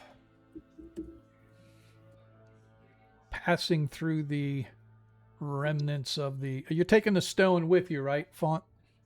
Just want to make sure you're still carrying it. I didn't know if you were going to... Me, I don't have a stone. I thought Oh, Font... the map. The map, I mean. The map. I got the map. Oh, okay. For some reason, I was thinking Font said he was going to take it. Okay. Renland's got it. Okay. I got Alright. that and the hammer. Gotcha. Okay. All right. You guys work your way back past the rats that you took care of, past this collapsed tunnel or collapsed foyer that you came in, working your way back up into the entry chamber, and heading your way back out.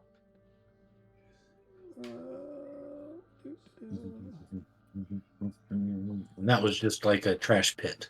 Yeah, sort of like a trash pit. That was, and Scrap pit. yeah, I didn't. Who knows? Maybe it'll be something in the future, but right now it was just trash. As you guys work your way back up out of this place, you find yourselves once again back in the tunnels of the mines, working your way back up to where the the lifts brought you guys down. It takes you a little longer, probably 40 to 45 minutes before you guys make it back to where there's signs of civilization in the form of dwarf miners working the stone. Some of them give you strange looks to see you coming from that direction because it's a different shift. Apparently the shift has changed since you guys have been gone, however long that may have been, a few hours at least. But they're giving you the strangest of looks of where did you come from and why are you coming from that way? But eventually you find yourselves back at the entry where the mine lifts can take you back up to Aragorn. And there you go back up the southern spur, if you will, all the way back up. And probably from the time you guys got done fighting the creature to now, as you reach the top of the lift and work your way back up into the district where Ordrin Ironpact's home is, about another 3 hours have passed as you wait for the lift and it carries you up, and then you work your way back up through the surface district, back down into the area where Ordrin's apartment is. Oh, where am I? Is all of this inside the mountain and we're looking at an X-ray? Some of it is. Some of the inner hold, like in the center, the inner hold is, but the stuff up in the surface district obviously is not. But then down into where the shrines are, and then into the hold, and then down here you could see Ordrin Ironpact's. But you guys, I'm seeing some of it now. All right. Yep. So you guys came up out of the lower ones all the way up, and then you have to work your way back down into where Ordrin Ironpact's apartment is. But as I said, as you guys are coming down, working your way back into where Ordrin's home is,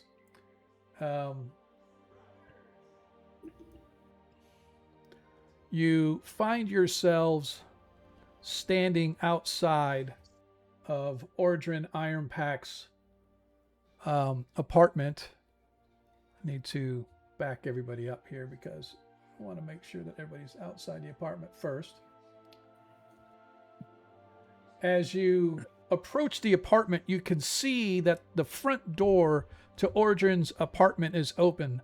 There are the same guards that you see, well, maybe not the same guards, but at least the same looking guards standing outside guarding the entryway into his apartment. But the door is open, and you can see there is a lot of activity going on inside Ordrin Ironpact's apartment. The guards halt you. Oh, state your business.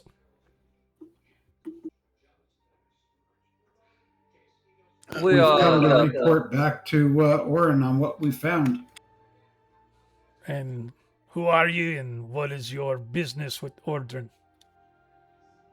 He tasked us with exploring and finding some information. We're returning with that information. Oh, stay right here. I'll be right back.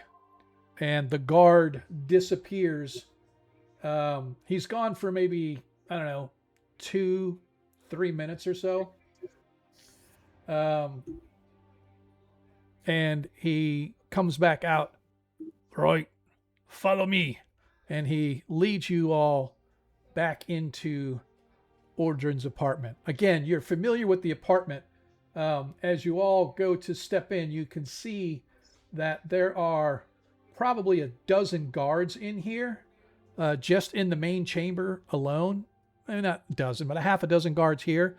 You can see the door to his bedchamber is open, and you can see inside, again, movement going on. The guard leads you guys about halfway across the main chamber here onto the big carpet. Wait here. I'll get his lordship. he disappears, and a couple of moments later, you see a bald dwarf wearing the armor and the insignia of a soldier of the Aragorn Watch. Let me see if I get I think I got a picture of this guy for you. Here. All right. This is what the fellow looks like. As he... Why is it not showing on my... Oh, that's why. Okay. This is what he looks like.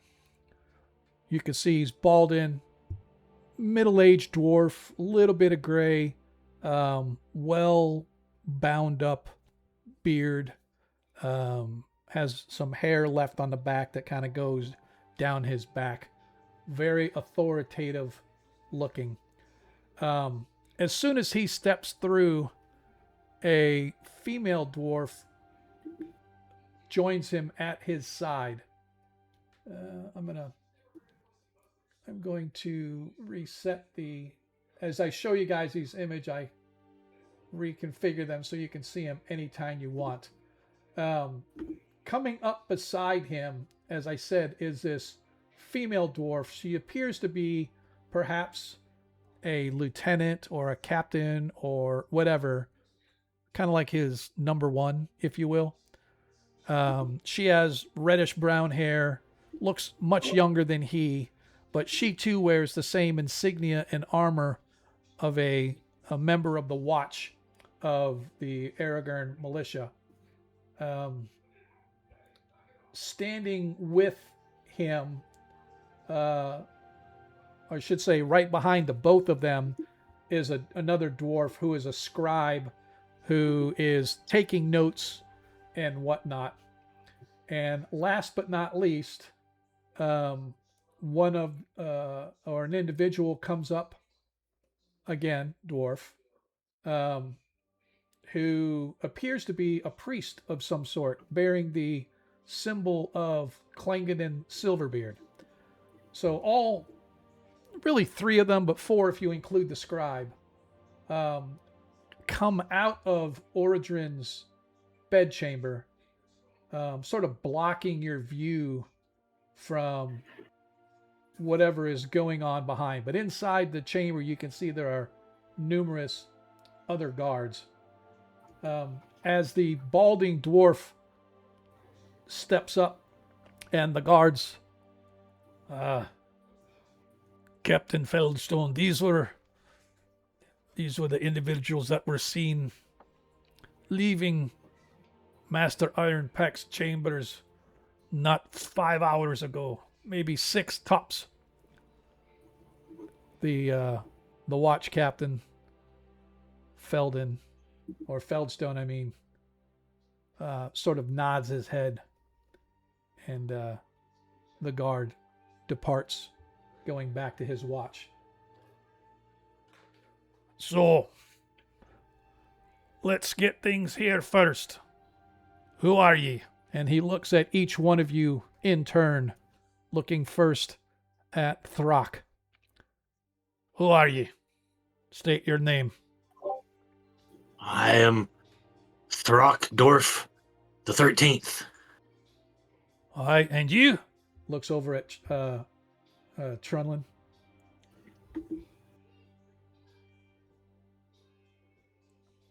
Sorry. I can never remember. See, as he looks over at Runlin, he's sort of... Runlin Truestone. And you, staff keeper, who are you?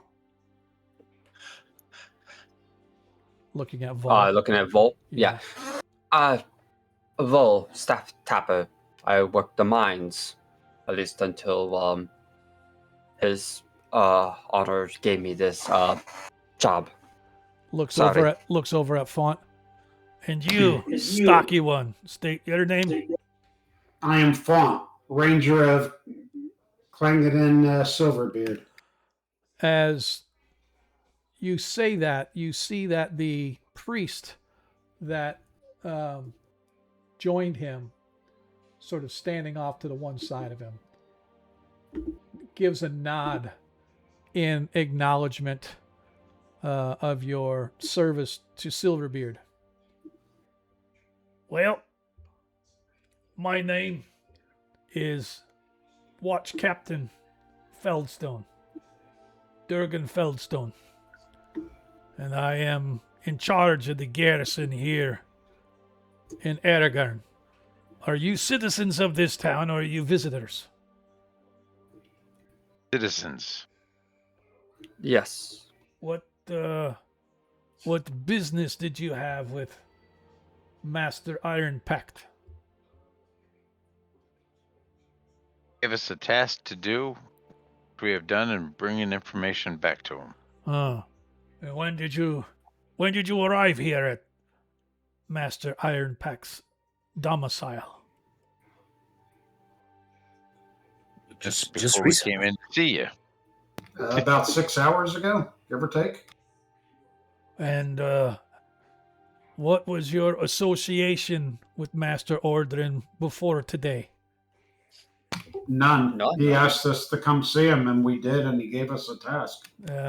His an aide of his came to me at least and told me that Sir Ironpact wanted to see me.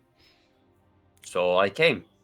And Yes. so you are famous mine workers and famous arrowers and woodkeepers and famous in each of your professions then. So your names are written in the halls of legend so that someone the likes of Ordrin Ironpact would just know who you are and where to find you and how to summon you on a moment's notice. Is that what we're saying? Not at all. No, did something happen to him? I And in am asking the questions here. In a broad stroke, you could say that we answered the call. He is a name that you do not refuse. No, this I understand. I'm just trying to wrap my small, admittedly not very intuitive mind around how someone the likes of Master Ironpact would know citizens of no import here in my fair city and have them summoned to his... What was the nature of this task that Lord Ironpact beseeched upon you? He asked us to go down into the mines. And Oh, listen, Oh, so you went down into the mine. Well, you should be very familiar with the mines then. You just go there The- all the time. Where in The the lower mines? mines. The lower mines. So the deepest of the deep. I see. The And when was it that you say 6 hours ago? So About 6 hours ago, we headed down there and just returning now and came What- straight here. what was it that you were looking for? What were you listening for? You say he wanted you to listen. we To the sounds of the mountain. We were looking for the missing miners as well. So you went into the area where the mines collapsed. Yes. The mines Explored that it as were much collapsed as we- where they were sealed and people were told, do not go. And yet you went there. Is that what you're leading me to Well, I believe? mean- You look to be... Yeah, Don't Technically- refuse ordain. You look to That's what be... they told us Technically, to we do, were yes. told to go there. You look to be upstanding citizens of Aragorn. I cannot believe that you would break an official edict, even coming from someone such as Ordrin, who himself was probably not the most responsible sort to listen to when taking a task from. And as he says that, the priest next to him sort of whispers in his ear. He shakes his head. Yes, I know. About that time, now it's about 10, 15, 20 minutes of this has been going on. You can see movement coming from the chamber, the bed chamber of Ordrin. And you can see a small group of dwarves, 6 of them, carrying a large cot with a covered head-to-toe body of a rather large dwarf-sized figure Vol. underneath. Vol. He covers his mouth like, oh. And as that happens, a soldier comes moving quickly from the south, from the entry, runs over to Durgan Feldstone, sort of whispers in his ear. He sort of snaps his head to the left, nods, and the soldier departs. So, at least you're not lying to me in that we know where you've been, as the shift miners have sent word that there were unauthorized folk down in the sealed mines. Down in the sealed mines that were sealed for a reason. Dwarfs such as yourself have gone down there and died because they did not want to listen to what the authorities that know those mines have asked them. They were sealed so that that would not happen again. And yet, I find myself in a position of looking at those who broke that law, those that were consorting with someone who was known to be spouting rhetoric and dredging up things of the past that were forbidden by the king himself. Guards,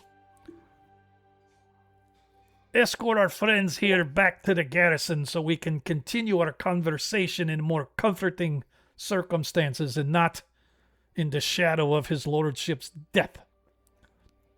And the guards all snap to attention. You can see sort of frowning lines of, I don't know if you want to call it concern or worry or whatever, on the face of the priest of Clangeddin, but that's sort of standing off slightly behind and to the left of Durgan Feldstone. He looks to the redhead girl.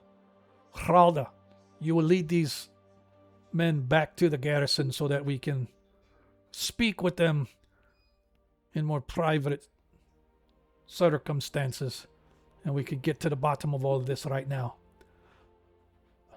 I tell you, my friends, citizens of Aragorn, as your watch commander, I am hereby issuing you this edict. You are not to leave this city. You are to be escorted to the garrison of Aragorn. You are not yet accused of any wrongdoing other than consorting with one who was already under investigation by his lordship the king himself. And as such, you are to be held for questioning. If you can answer questions to the satisfaction of myself and my inquisitors, you shall be released to go about your business. Guards, take them. And he sort of leads before you. The high priest walks over and stops before Font. You can see that he is dressed in the full regalia of a priest of Clangeddin Silverbeard. In fact, you recognize him, Font. He is, in fact, the head priest for the clergy here of the temple of Clangeddin Silverbeard here in the city. His name is Torvik Anvilhand. And Torvik sort of nods. Brother, I hope you are well. When you are done speaking with his lordship, the watch commander, I would ask that I perhaps have your ear for a bit, that we might discuss things that you have seen or heard in your Of course, my lord. expedition down below. Trust me, he is an honorable man. You are in good hands. But do not lie. Be forthcoming.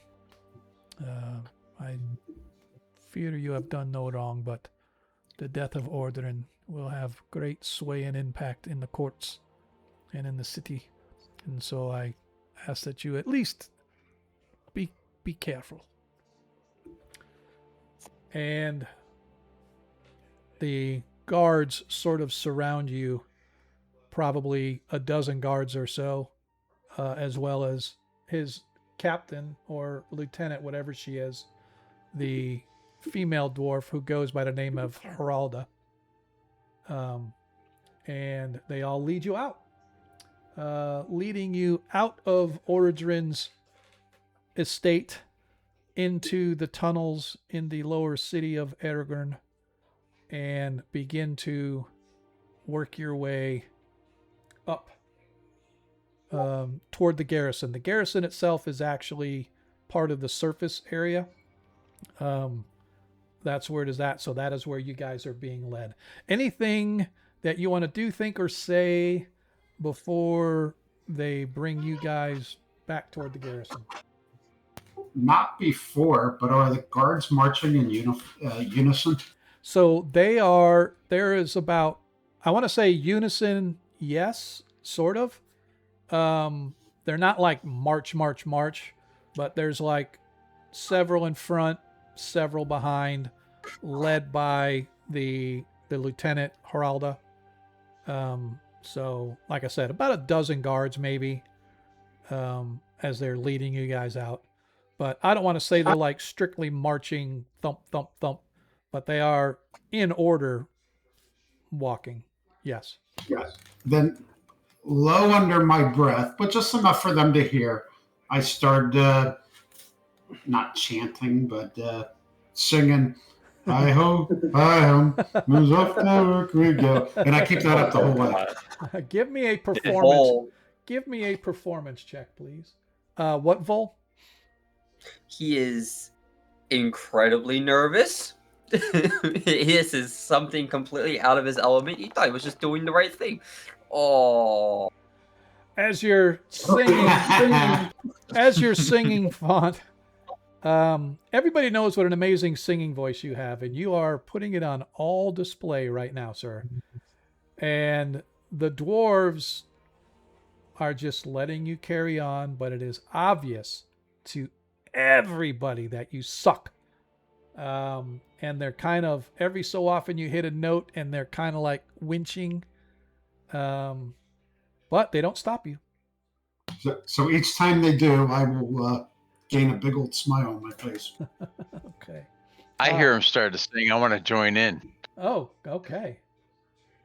And I don't know why you guys feel so nervous. I feel perfectly calm. Perfect. Oh my god. Oh no. That is awesome. Brother, you sing as well as me. Yes. All The right. stones begin to crumble at your voice. I'm sorry. This is too For perfect. all of this, everybody gets inspiration. I love it. Everybody gets inspiration. Might want to use that net 20. No. Everybody gets inspiration. All right. Hi-ho, hi-ho. As you guys Make your ears bleed. As you guys get up toward the top, you can see that in fact Durgan Feldstone has joined you guys. He is walking toward the front, probably about 20 feet ahead of you guys, talking to Heralda. Can't really make out what they're saying, but you guys are a little bit behind, sort of semi-surrounded by the dwarf contingent of soldiers as you wind your way up to the surface area. As you come out, it is late in the day, give or take maybe 3 in the afternoon. The sun is well past its zenith, working its way to the western mountains, casting shadows across the open air streets here on the surface area of Aragorn. There is a large marketplace here that, as you sort of come out, there are several tunnels leading back into the mountains off of this marketplace, and you guys happen to come up out of one of them, and you're crossing through this large marketplace area. As you guys begin to walk, the ground beneath your feet vibrates. Not sharply, or not like an acute, intense sort of a vibration starts. It's sort of a steady vibration that begins to build slightly. It feels almost like a long, a large, drawn out note from a musical instrument. That's something you guys have become intimately familiar with, and in all its discordant harmony as it begins to vibrate through you. It doesn't, dust sort of loosens from stone around the open market that you guys are now traversing, and somewhere deep in the tunnels you can hear this resounding crack. Not once. Crack! Again. Crack! Again. And every time that crack sound, like the sound of a large stone breaking, or two huge large stones clanging together, forming a resounding crack. But again and again. Everybody give me a perception check or insight, your choice. Oh, I'm good at those. Ah, son of a bitch.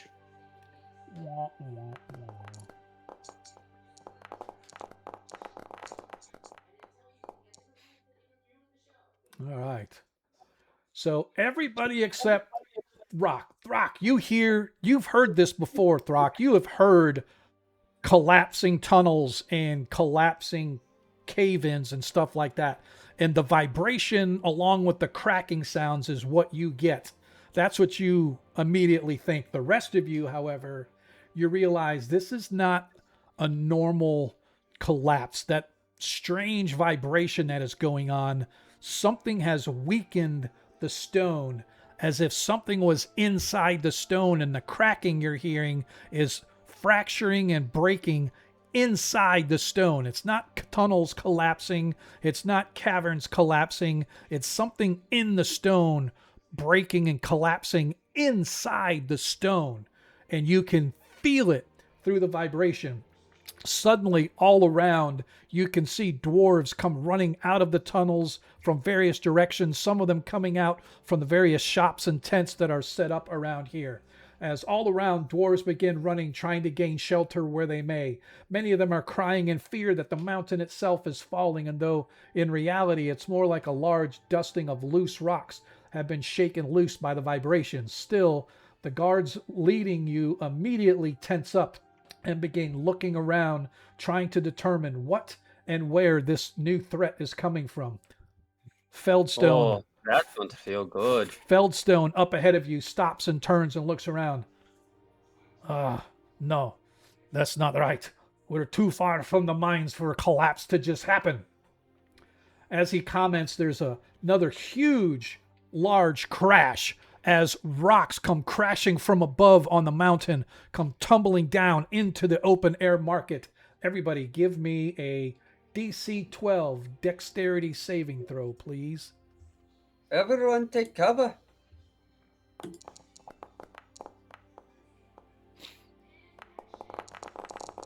Yo, you just hit my 18. It's all right. It already... let's see. So, Oh, someone else. I'm going to use my advantage there. Okay. I don't ahead. feel like getting donked. Okay. Nice. All right, Mhm. so everybody but Runlin passed. So Runlin failed. Everybody else passed. As you guys are sort of moving out of the way, the rocks come tumbling down. Runlin, you suffer 4 hit points. Why do you only have... Oh, that's Vol. Why does Vol only have 6 hit points? Oh, your max is 10. Because I got mauled. Okay. All right. Where is he? So, all right. So, Runlin, you suffer 4 hit points of damage as the rocks come tumbling down, slamming into you guys. I need to...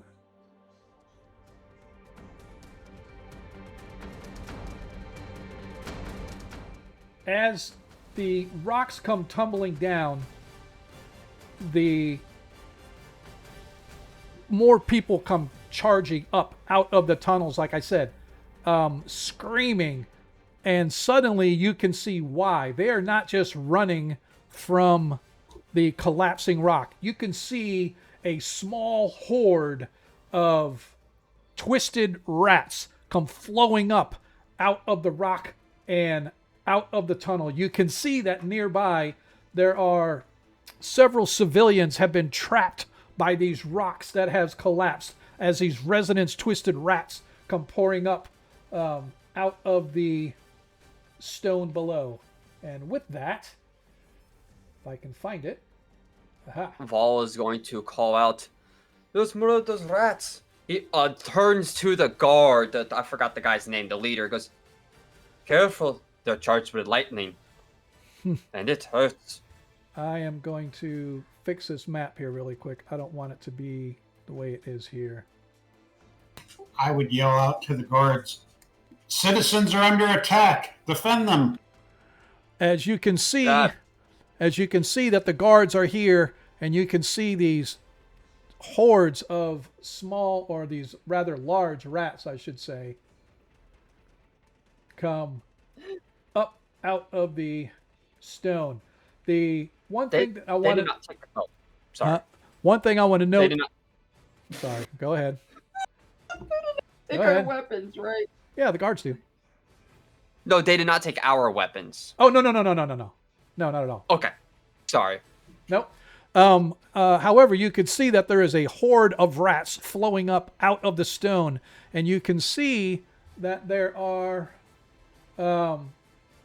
over, I want to say, by this cart over here, just behind you guys. You guys are moving toward the south, by the way, so you came from north to south. But back behind you guys over here, there are a couple of dwarf civilians that have taken refuge up under the cart. But you can see that the rats have seen them. And I'm going to put them over here.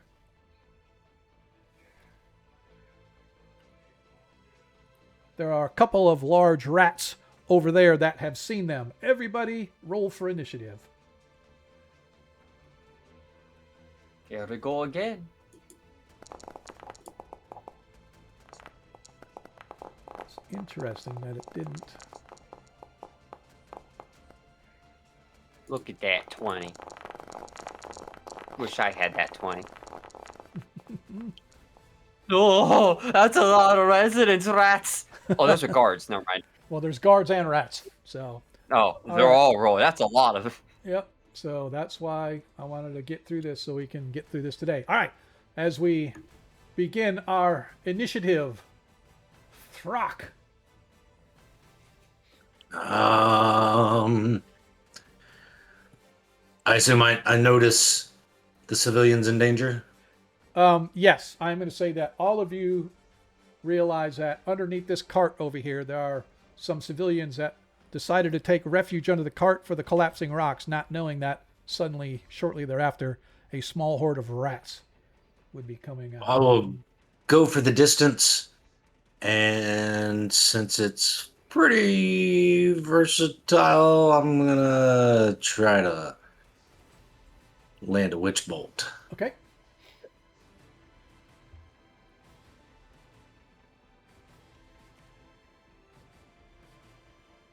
I have to hit it first, right? Yeah, there we go. Oh, pretty I sure. will pretty use my nat 20 on that. All right, go ahead and do your damage as critical damage.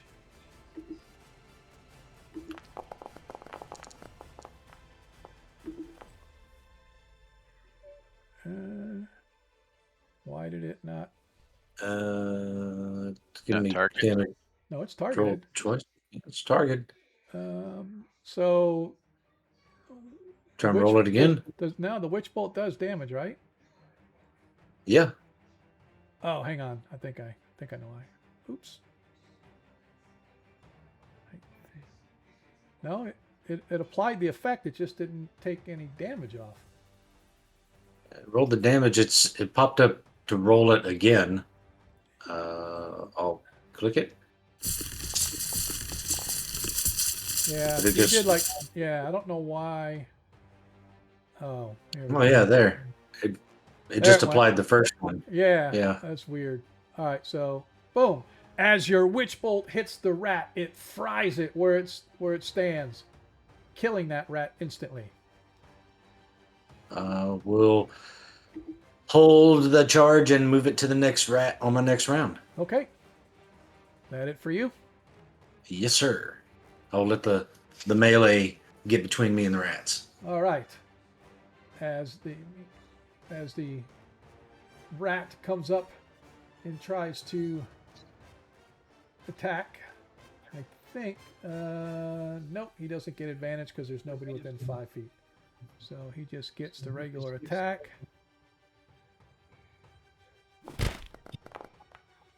Oh yeah.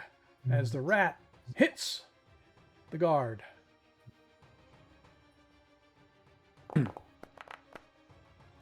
As it does 7 hit points of damage to the guard. As you guys watch, as the rat bites the guard, he screams out in pain, and then you can see almost like this wave of energy blast off from the rat as its thunder damage slams into the guard, emphasizing the damage. Runlin, you're up. Brady. Let's see. Movement's 20. These are 5-foot squares, huh? Your movement should be 25. I thought dwarf for Oh, yeah. 25. Right. Yep. Up here and then take a swing.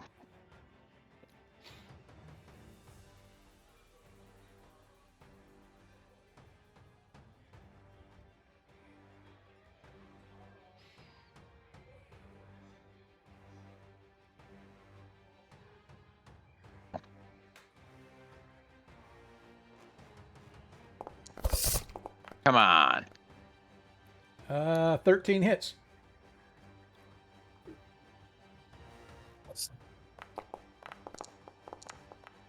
Nice damage. And clear As that your- side so somebody can get to the back. As your axe slams down, cleaving through the rat, taking it out and killing it where it stands. Font, you're up. All right, drawing my scimitar and short sword, I'm going to move forward here and swing at this rat. Hold on. Mhm. All right, my scimitar.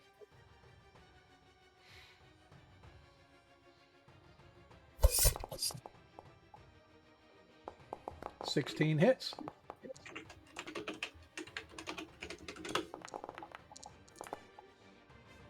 For 8 points of damage. Nice. Is it still up? Hang on a second. I gotta see. No, it is not. All right. Well, in that case, I don't get my bonus offhand attack. Okay. Is that it for you? No, I'm going to step back. Okay. Now I'm done. All right. Vol, you're up. Vol is he's gonna stay right where he is. I can only cast one of these at a time. Are there loose rocks on the ground? Yeah, I'll say there are. Okay, great. I'm gonna grab 3.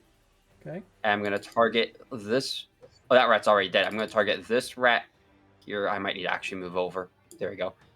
And I'm going to throw it at that rat, the one that's looking at the people underneath. Okay, gotcha.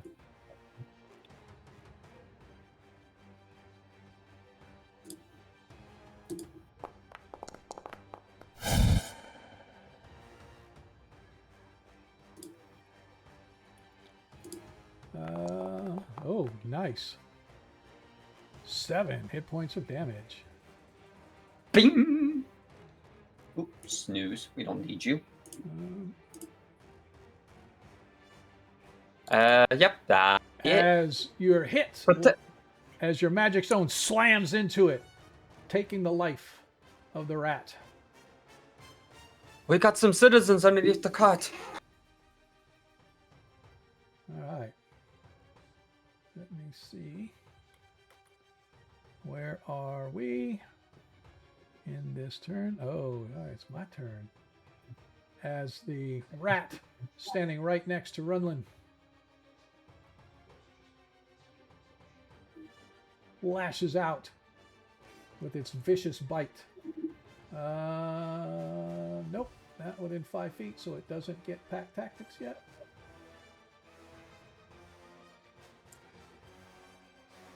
Vicious. Pack tactics are scary. Yep. As the rat bites you.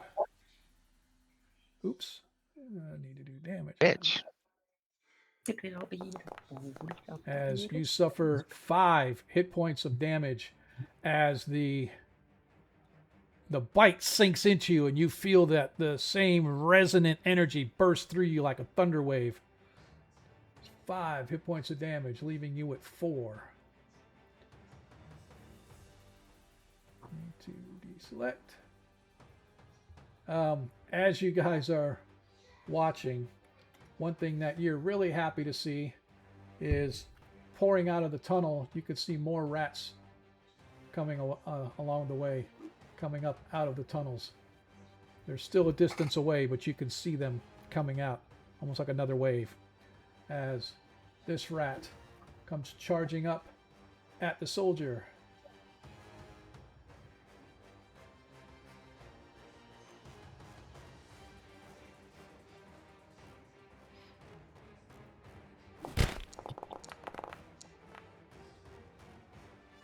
As the rat manages to hit the guard.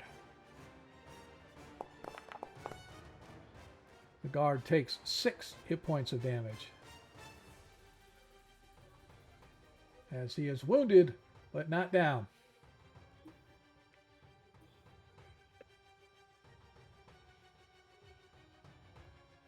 What the heck? Oh. Why is it skipping over the guards? I'm confused. Let's try this again. There we go. All right, as the guard targets the rat, stabbing at it with his spear. Oh, of course he missed. Oh, this is just a bit outside. As the rat is too nimble.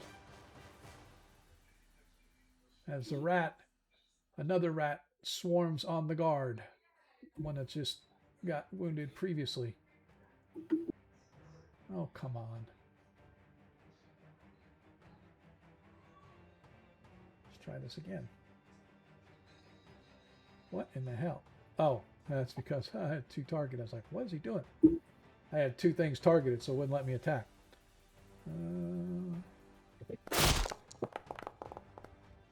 As the rat bites at the guard, but just a bit outside. You watch as Hrald comes charging over, takes aim at the rat right here at the front of the group, taking her warhammer, slamming it down upon the hapless creature. She slams with her warhammer, easily breaking through the rat's rocky defenses. Oops. Meant to do attack, meant to do damage, not attack.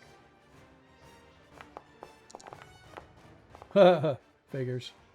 As she does 4 hit points of damage to the rat. Not quite killing it, but wounding it at least.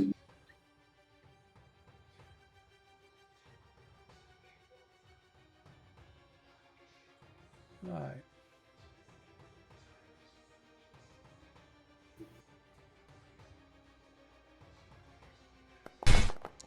Rat comes up, attacks the guard. Another guard getting swarmed upon by these rats as they come clawing up their legs, biting into their armor, biting through their armor, doing 4 hit points of damage to the lowly guard.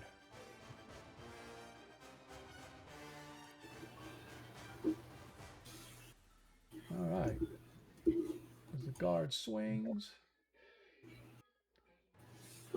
and he is going to be attacking this rat.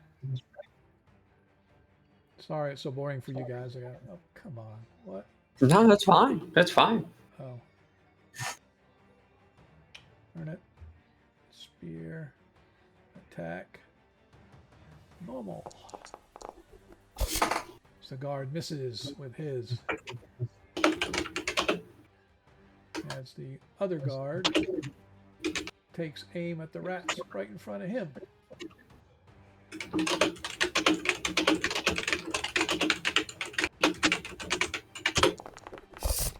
As he crits with the spear.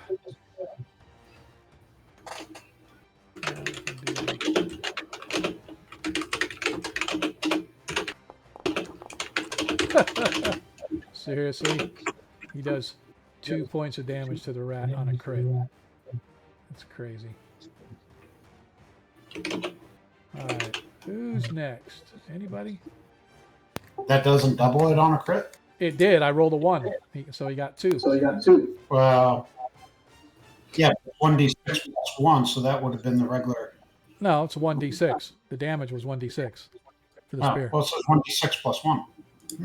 Oh, he's right. It actually didn't. It actually did not throw the other double it. That's okay. It's already an extra. Yeah, you're right. Should have been 4, so that leaves him that many. Thank you. I thought it should have doubled it, but it didn't. All right, so as we go back to the top, Throck, you are up. Yes, and I greatly abused using that witch bolt because I was thinking of Edelbrock's 24 witch bolt. So it was a one and done, which sucks. So Eldritch Blast.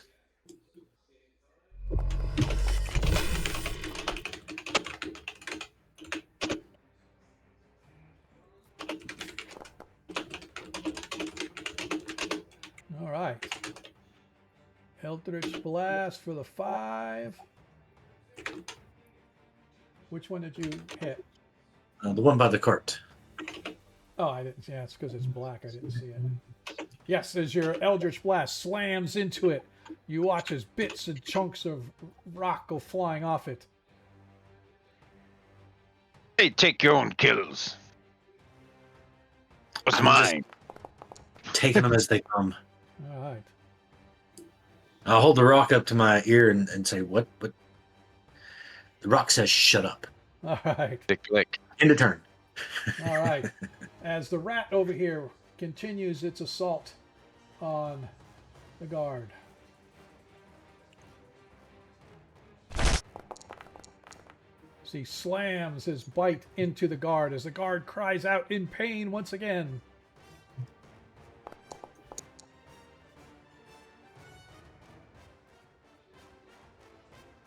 Oh, could that be? As you watch as that guard screams in pain as the rat's thunder wave type of energy blasts through him, and you watch as the guard's eyes roll back in his head and he collapses to the ground, dead. Dead, or could I potentially save him? Oh, well, you could probably potentially save him. It's just like a character. As this is all going on around you, the rubble just past where you guys came from, to the north of where you're at right now, there's sort of this open area, and you watch as the rubble shifts, like the rubble that had collapsed is all over the place now. There's rocks and little boulders and everything everywhere, but you watch as where it hit the ground and shattered a lot of the ground, the rubble begins to shift. It's not settling, but it's actually pushing outward. Stone cracks with a sharp splinting sound as if something forces its way up from beneath. A heavy, low shape bursts through in a spray of shattered rock and dust, its body thick and uneven, patches of dull gray stone fused into its flesh like a broken armor. Its limbs dig into the ground with unnatural force. As it moves, a deep vibration rolls through the floor beneath your feet. You can feel it more than hear it. Its head jerks once, then twice, as if it's correcting itself, and then fixes on all of you with sudden predatory focus. The grinding of stone against bone marking its step as it advances toward you all. You can hear Durgan Feldstone cry out, "Beware the new beast! Focus your attention on it!" As you watch as this massive thing appears out of the stone, and it comes moving forward right through here to where the guards are, Oh, that's one messed up bullet. and it takes aim at the guard. Now this thing is considered a medium-sized creature, but it is pretty thick around. Looks like a dangling. Yeah. All right. I'm going to just do this first as it gets. All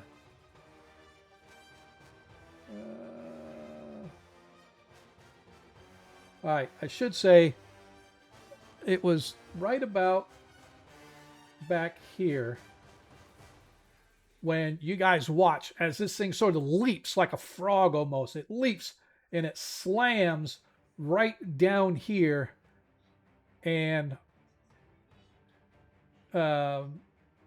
it leaps like 20 feet straight ahead, slamming on the ground right where between the two guards are, as it rips out its claw at the guard. As the attack slams into the guard, as he suffers 10 hit points of damage, followed by, because of the lunge, it's an additional 2d6. So he took the 10 as it slams in, as the guard suffers 22 hit points of damage from this thing as it slams into him, burying the guard underneath it as he cries out, as this creature, whatever it is, its mouth sort of biting down on top of the guard, literally biting him and ripping him in half, sending half of his body flying one direction, half his body flying the other. I can't save that one.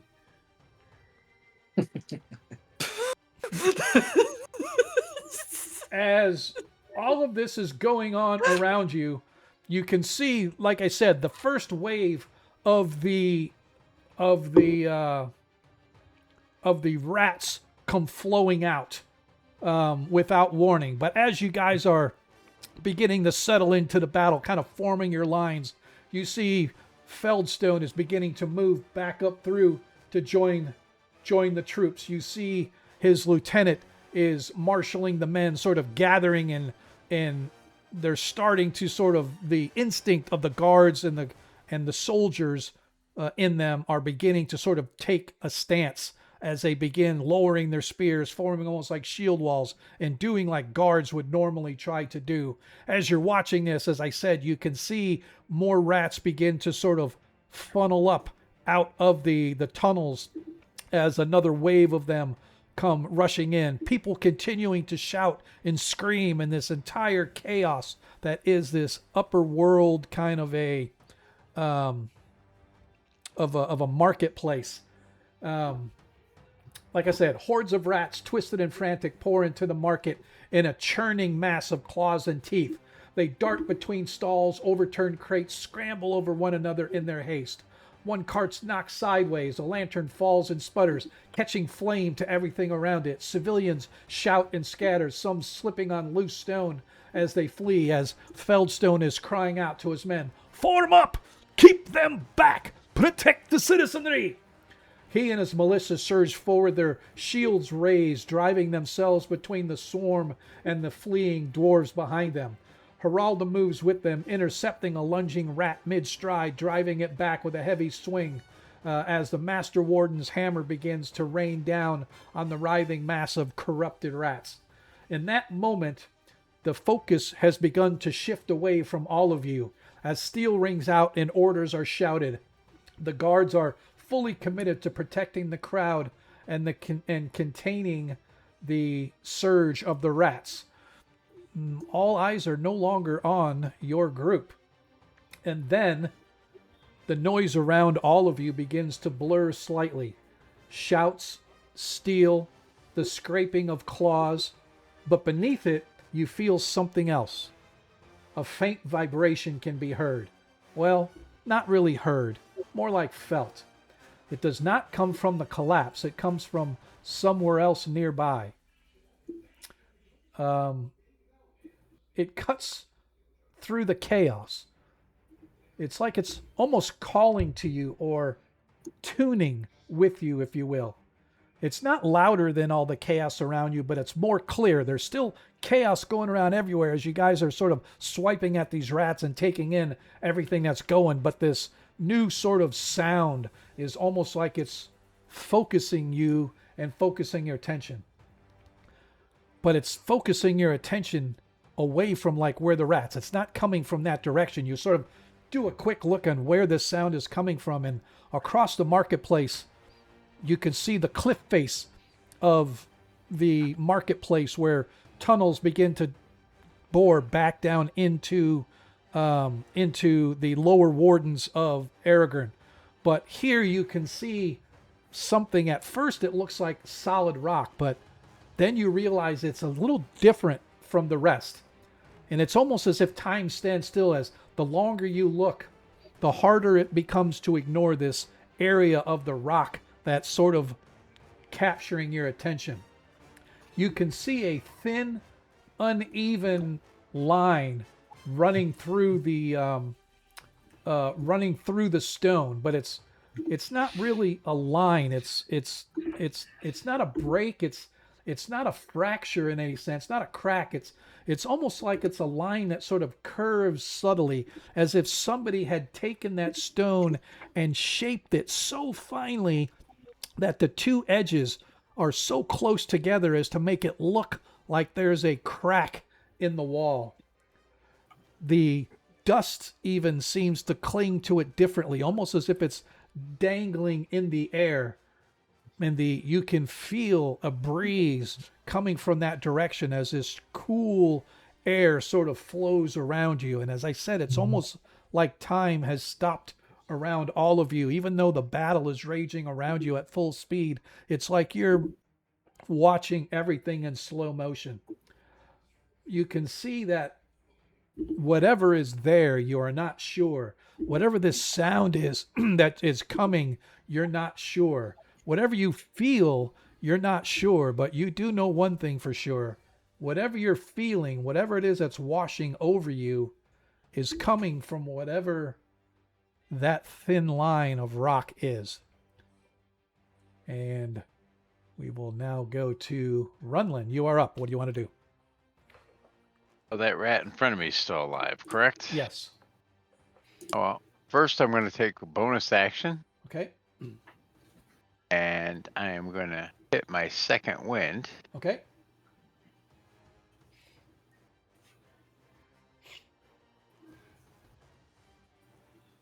A number.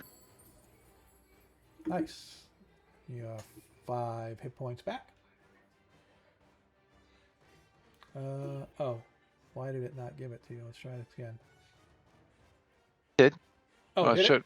Oh, I thought you, Yeah. for some reason, I thought you already had 9. Okay, so you got 9. No, I was at 4, so Okay, it takes yep, me to my 9. bad, my bad. Okay. Wouldn't cheat you. No, I'm just saying, that's fair.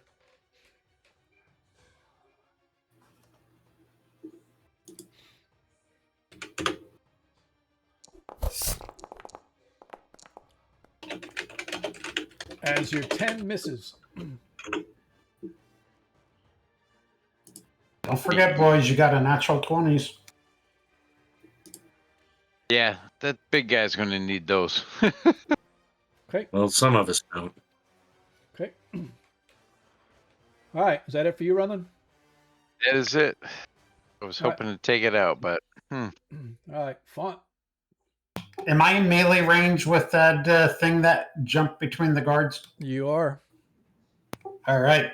Well, then I am swinging at him. Okay.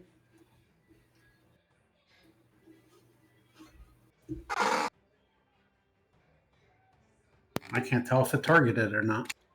Remove the other rat. You did. There we go. Now it did.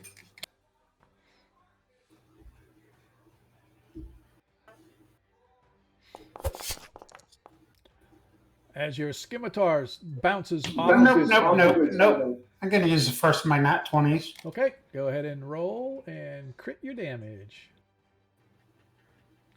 So really, you just roll damage, and it should add already, which it did not. So that's 12 points. It's an additional 6. Yep. So it did 12 points of damage. Let me here and apply. Nice. As you And then okay. I'm going to use my bonus action for my offhand. Okay. Because Scimitar has Nick on it. Okay.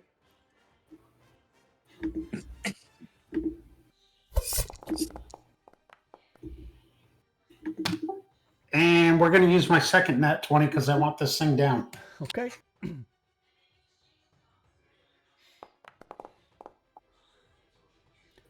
All right, and 10 points of damage. Actually, it's not doubled. It's the way I do criticals is you roll the dice for damage and then add max damage. So it should be 11. Oh, okay. Got it. All right. Cool. Is that it for you? Yes, sir. Vol, you're up. As you're looking and you can feel the tug of whatever that line in the rock is. Remind me where that was at again? It is going to be over in this direction over here. It's like way over on the southwest. Okay. Yeah. Yeah, I feel that. And I will investigate that. But there's more immediate issues at the moment. The rat that took out the one guy, I'm gonna try to dome him. Okay. Nice. As you hit. Gonna roll the damage. Nice. As you take out the rat.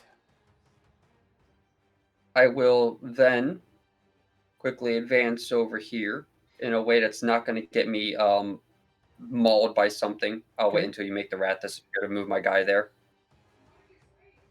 Well, you gotta, I was gonna say, deselect him first. Oh, whoops. Okay. Hey, there we go. And then I'm going to how many feet was that? I moved. 1, 2, About 3, 15, 4. 20, 20 feet. 20 feet. Okay, so I can't actually move this guy any further. Yep, that is it for now because that was my action to beam him. Okay. All right. As the rat attacks, oops, Runlin.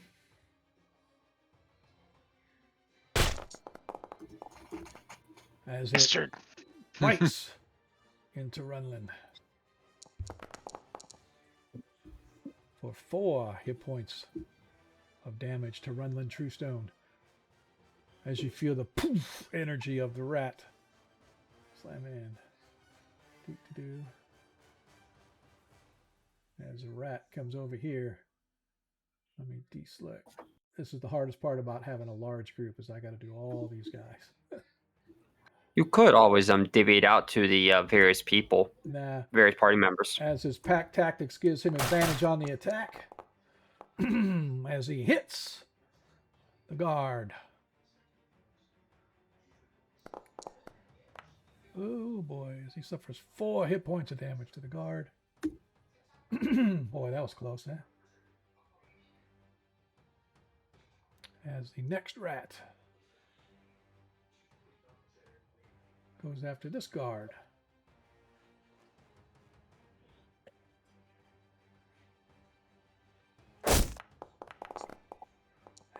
As his attack hits. We're rolling good tonight. Ooh, 7 hit points of damage to that guard. Fortunately, he had not been hit before, but he is hit hard there.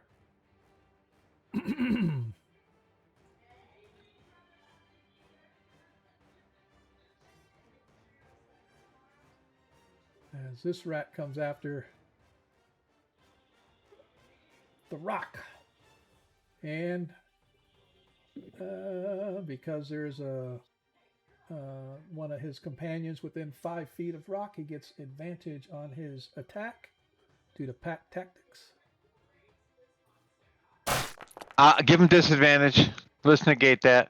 Okay, let me see which one he rolled first. Because He hit me with the first one. Yep, he hit him with the first one anyway, but I'll go with the re-roll because he doesn't get advantage on it. So why does he get disadvantage? when a creature is attacking a target other than you that was within 5 feet of me, I can use a reaction to impose disadvantage. Okay, Sentinel. yeah, so Nice. I am a fighting style protection. Let's go. Oh, protection, not sentinel. Sorry. Me, I am a dying style warlock. as oops, is 17, he still hits. Damn, I tried. He tried to sweep the leg and he jumped. And why did it not? 1 plus, Because the dice love me? yes, 1 plus 2, so you got 3 points of damage to you. So I just have to do it manually. So you're down to 2 hit points.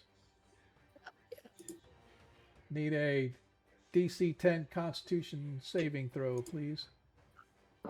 Yeah, we could probably take that effect off since I don't have an active Witch Bolt. Okay. Yeah, I'll take that off. Okay. Oh, good. So I got it. All right. And even more rats. Let's go. So this one attacks the guard. He attacks. Advantage. Oh, did he even hit? Has he missed the guard? I like it. Get rid of all these. Who's next? All right. As I need to use the restroom. okay. I'll be back. Yep. She is going to. Come on, damn it!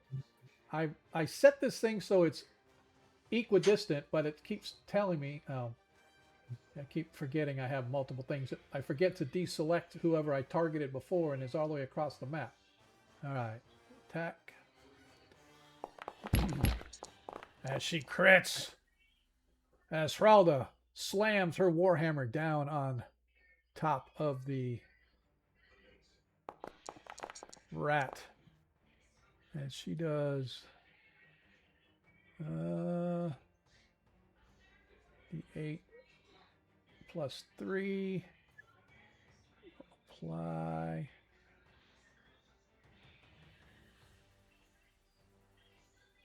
As she takes out that rat.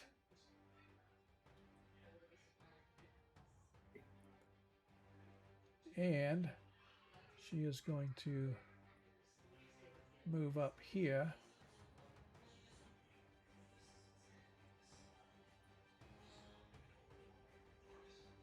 Doop, and that'll end her turn. As the giant rat goes to attack her now that she's arrived.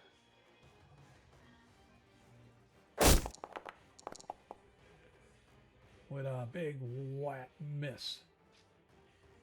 She's got the good armor on. All right, and the last. Was that the guard? Okay, cool. As the guard is going to focus on the rat.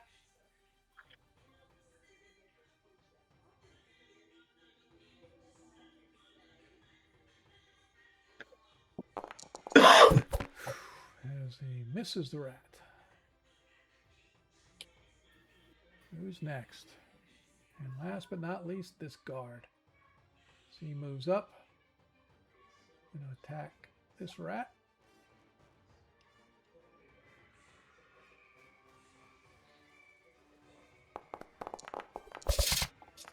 And misses the rat.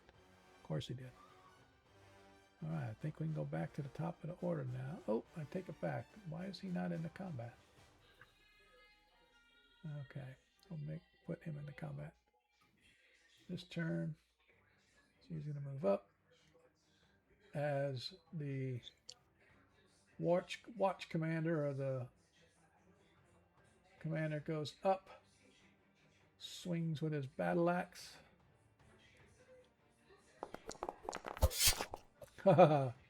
Misses on his first attack.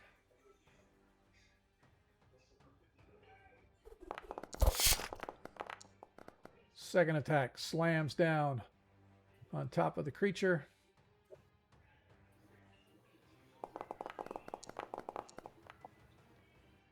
Seven hit points of damage. And as a bonus action,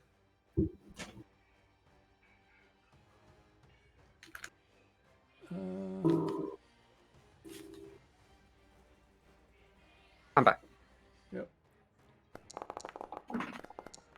As it fails its saving throw, as the watch commander slams into it with all his might, and you would not believe the amount of power and force that he knocks onto that thing as he drives the creature to flatten it, so at least temporarily.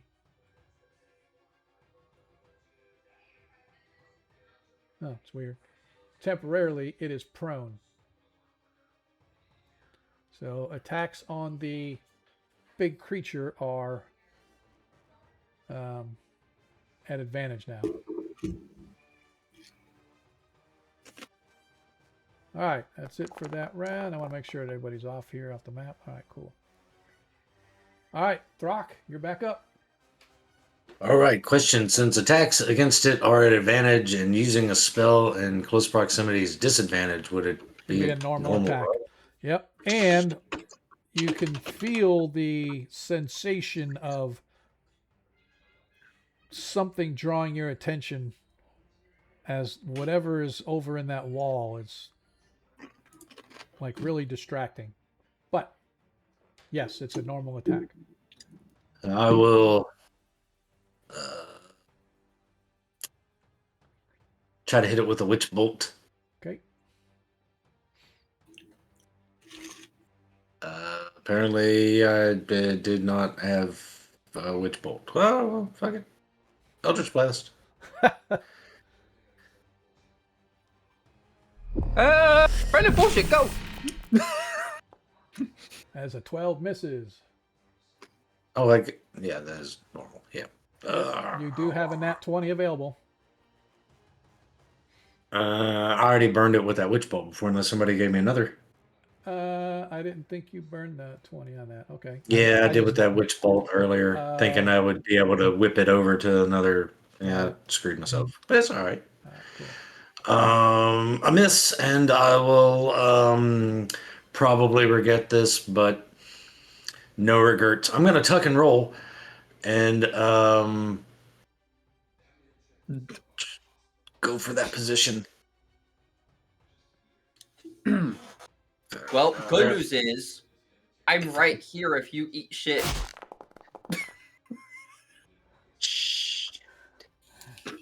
As Well, you see it.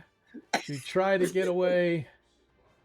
One of the rats manages to bite into you for 2 hit points of damage, but you manage to stumble your way out to right there before you collapse.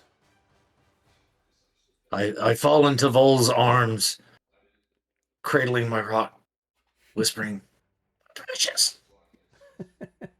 I told you that was a bad idea. All right. But I'm like surrounded by a bunch of bad ideas. Aye, that too. All right. As Complaining. the creature spends half of its movement to stand up, takes aim at the watch commander, and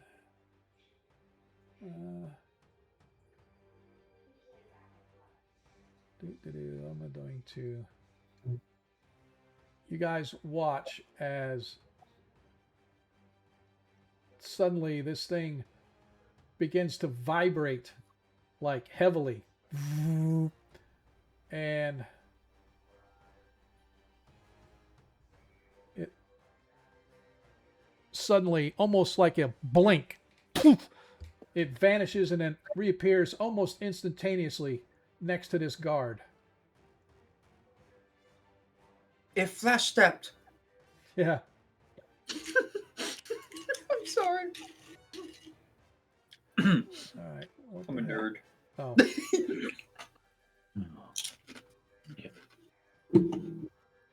What the heck? For some reason, the rock is... Oh, I see what it is. Okay, never mind. Because there was a guard there. That's why. It was like, it wouldn't let me deselect you for a minute. And it keeps telling me the creature can't attack because you're too far away. I'm like, he's not attacking Throck. He's attacking the guard. But you was hidden. All right. As the creature slams its claw into the guard, but it misses. That kind of... Oh, I forgot he has advantage on his attack. Oops. Let me try that again. That one. There we go. That hits. And damage. Normal. Seriously? 7 hit points, but he still manages to take the guard down. Get rid of him. All right. That is him for now. Runlin, you're up. Brady. Let's see.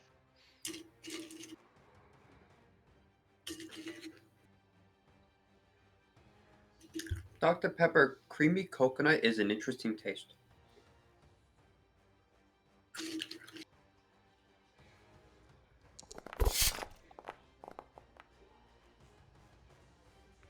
$11 misses. Damn it. Yeah, that's it for me. Okay.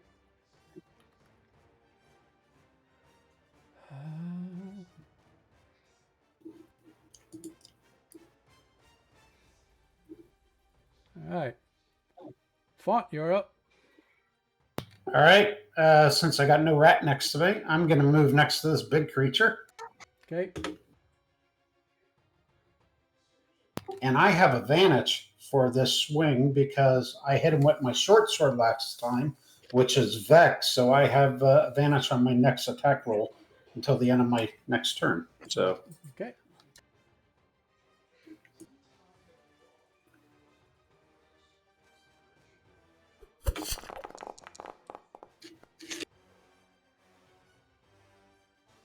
$22. Assume that hits. 22 hits.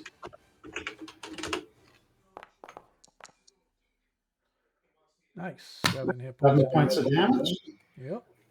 How's he looking, by the way? He's wounded. You could tell he's wounded, but he's still... Damn, I've done a lot of damage to him, and he's only wounded. Yep. All right, my bonus action short sword, offhand attack. Okay.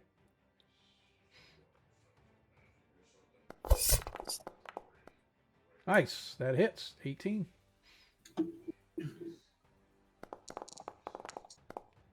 Nicely done. Another 7. Another 7 damage. Another 7 hit points of damage. Very nice. Vol. Oh, I hear you. Oh, Okay. I'm sorry. I'm going to take out the dog real quick while the rest Okay. of you are going. He was going to heal the guard that fell unconscious, but now he has an actual party member who has so graciously and dramatically fell in his lap, like any typical warlock. So he's going to switch his direction. Oh, the rhythm slowed the beat. Keep the spark from cold retreat. And I'm going to. Okay, there, you're not dying. And then I'm going to drag him 10 foot over here out of the way. Okay. So he should go right there. Yep. Is that it? I'm moving out 5 foot. Okay. Myself. He can't go with me. I drop him there, Okay. but I'm moving out 5 foot myself. As you get in that direction, you can feel this perfectly in tune vibration, like a perfectly tuned piano string, like a light hum. It's something that you can't hear, but you can almost feel it coursing in your blood, getting a bit of a vertigo feeling as you look toward that crack in the wall. Does it feel like I have to be at the crack to interact with it, or can I try to do something from here? Seems like it's whatever. There's something on the other side is what's generating this sound, which is making you very like, oh boy, I really want to go see what that is, but I'm not sure what that is. So, alrighty, I'm gonna do exactly what I was told, what I told everyone else not to do. That's the next turn. As the rat now goes to attack Runlin.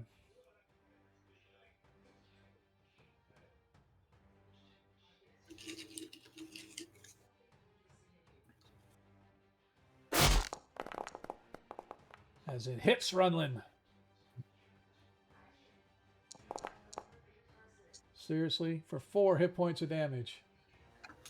That's good. That's good. That's what I I like to live. see. Yep. As that is it for that one.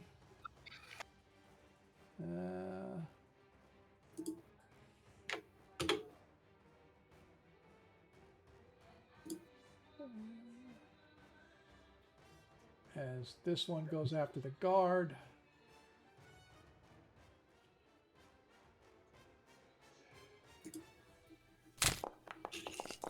Man, I can't miss tonight. If you're telling me. As this rat takes out the guard. Okay, gentlemen, all of the cannon fodder is now gone. We are next. The Alright. bait has disappeared. We are now in line. Alright. As this rat goes after Geralda.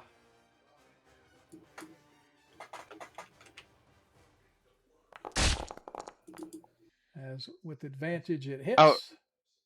I'm sorry, I forgot to tell you the protection. I was going to add the Okay. disadvantage. All right, well, the disadvantage, it still hit because the first roll was an 18, the second was a 4, so even with disadvantage, it would have hit. So, I got to try. yeah, no, you're good. As she suffers 6 hit points of damage. But because of her protective ability, she only takes half because of her armor. Okay.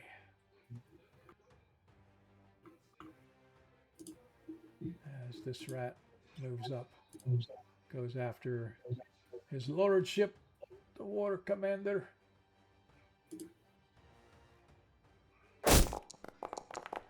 Wah, wah, wah. Not even close. As now that he has warmed himself up, he is going to first attack with his axe. Oh, we have an ad. Yeah. As his first attack hits with a 13. Oh, seriously, I can't do any damage. As I do 5 hit points of damage to the rat, but I think that is enough to take it out. Let me double check. Yep. As that rat is toast. As his second attack, as he steps on the rat with his boot, crunching it under his heel. As he now takes his second battle axe swing.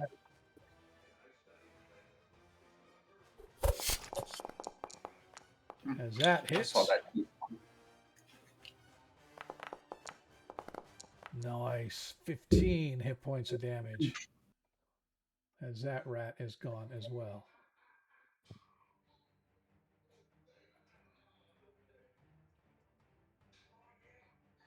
That is his. As his, going to use his other movement to come over this way.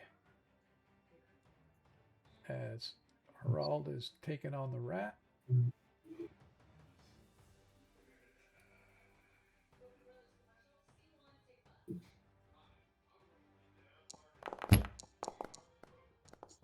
I think that's just off. Nope, it misses.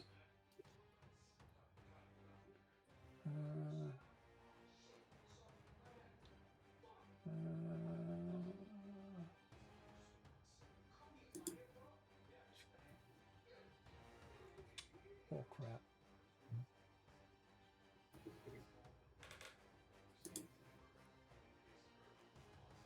Let's try this again. What in the hell? Let's try this.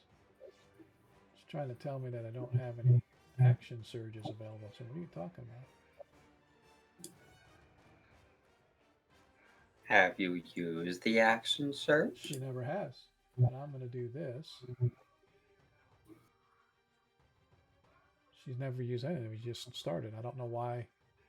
So let's try this again. Yeah, see, it even says I recovered them, but it didn't give them back to me. So I'm just going to do it anyway. She is going to use her action surge to attack the rat again.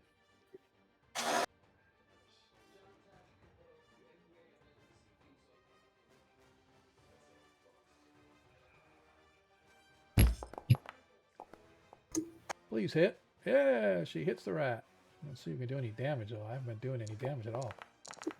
Seriously. I roll a 1 every single time for damage.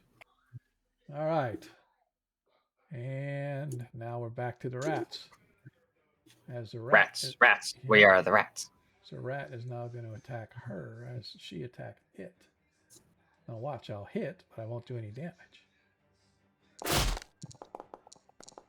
Ah, the nat 20. I love it.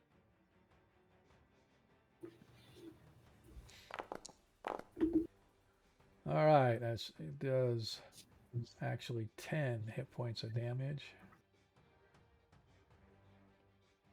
Which is that. And now the guard. Nope, nope. This guard is gone.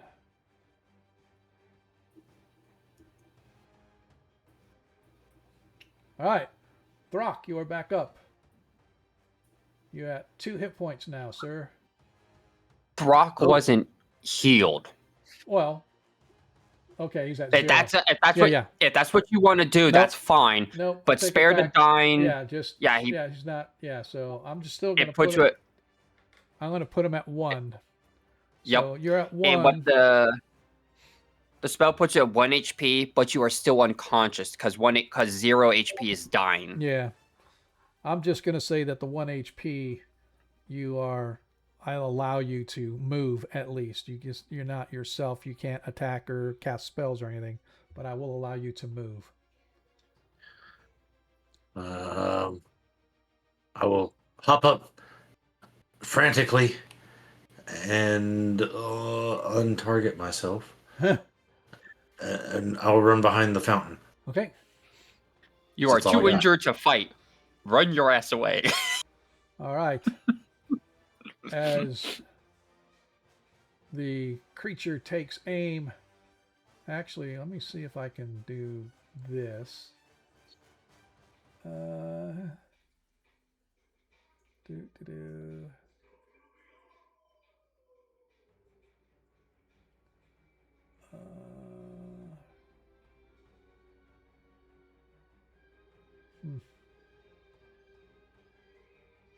Here the or that's and this Pardon me. one. Hope that they can go through. Yep. All right. It is going to step up here. It is going to go after the Lord Commander with its claw.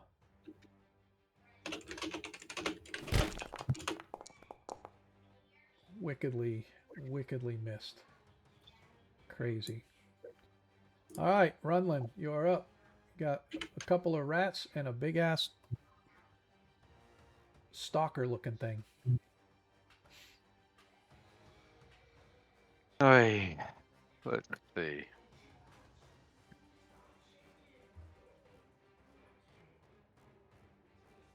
I'm gonna die swinging.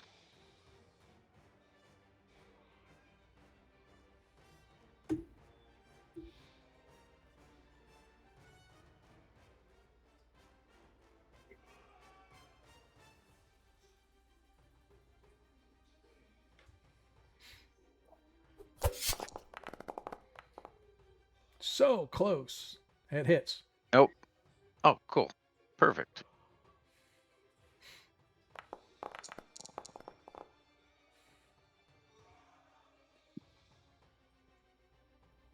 Nice. As you slam into it, this thing is severely wounded now. You can see it's probably not going to last much longer.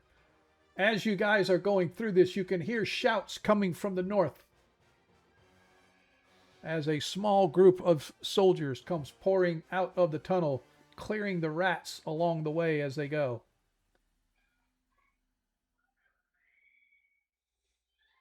Is that it? All right. Is that it for you, Runlin? Oh, that's definitely it for me. Font, you're up. All right, with advantage because my short sword hit last time. Stab it. Stab it. With advantage, you still miss. That's what I do. Hey, I've been hit. I put a lot of damage on him. Yes, so you did. Now we'll use bonus action for the offhand. Okay. Oh, hell, we're about to die. The offhand it's just misses not my as well.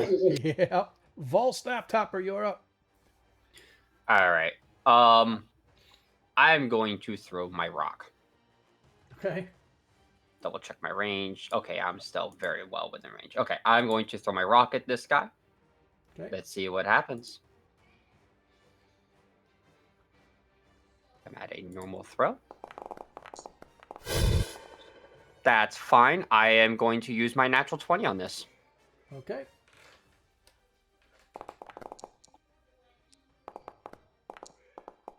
That did not calc right. That's supposed to be 12 damage, cause unless you want me to roll double dice. No. No, okay, so that'll be 12 damage. 4 plus 2, 6 plus 6 is 12. You are correct. All right. As the rock goes sailing across, slamming into the creature, taking it down as it bursts right between the eyes, shattering right between the eyes, burying itself into its brain, much like David and Goliath as it falls. But it is not. Vol But it is not the Vol's only thing kind left. of in a pitcher pose, a little shocked. Oh, he's gonna move 25 foot All right. As you do toward that, the stuff. the rat leaps at Runlin. Oops.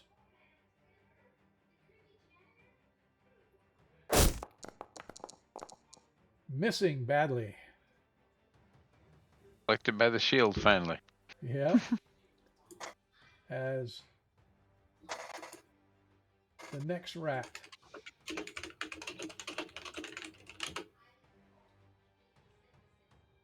goes after the Shield Maiden.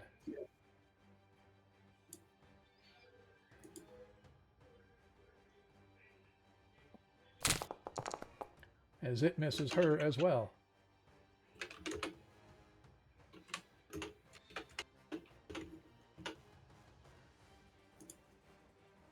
As the Lord Commander, seeing that the main problem is gone, attacks,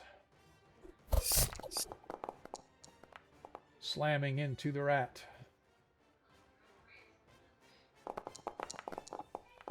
Oh my god. Oh, how many ones do I gotta roll? All of them. Yeah. Many as you want to, boss. I'm guessing for damage, that's all I do, man. As is Except for when you're rolling for the except rats. for when I'm rolling for the 13. Yes, he hits again with his axe. Hey, that's a little better. So he does 8 hit points of damage, taking a rat out.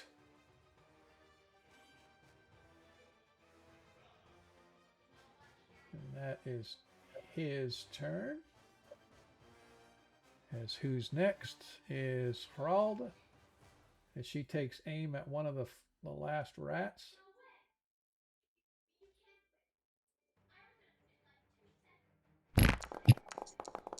She hits. As her warhammer slams down upon it, taking out the rat as well.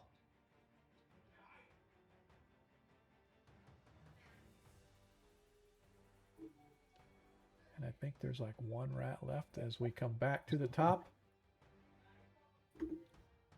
I will peek out from behind the counter fountain and sidearm an Eldritch Blast. Okay.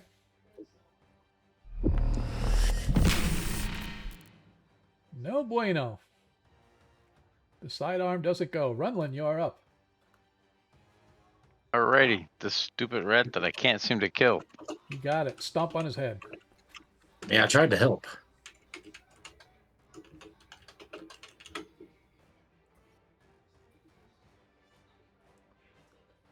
You're right. Let's stomp on his head.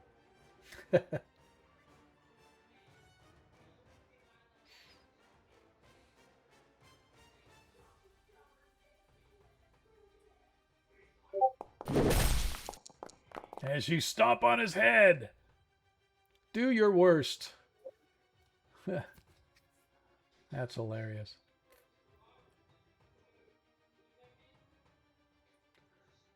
As you manage to take out the last rat who had 2 hit points left, but not anymore.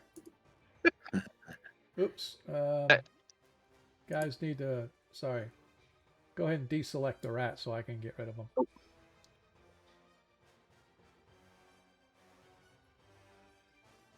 Thank you. As that That was funny. brings us to the end of our combat. As you find yourselves weaving and breathing slightly, not sure what the heck was going on. As the other soldiers arrive, you can see immediately the Haralda comes in to begin telling the guards what to do, helping the people, making sure that fires and whatnot are put out. As There's a rat chasing him. yeah, Sorry. No, you're good. I saw him.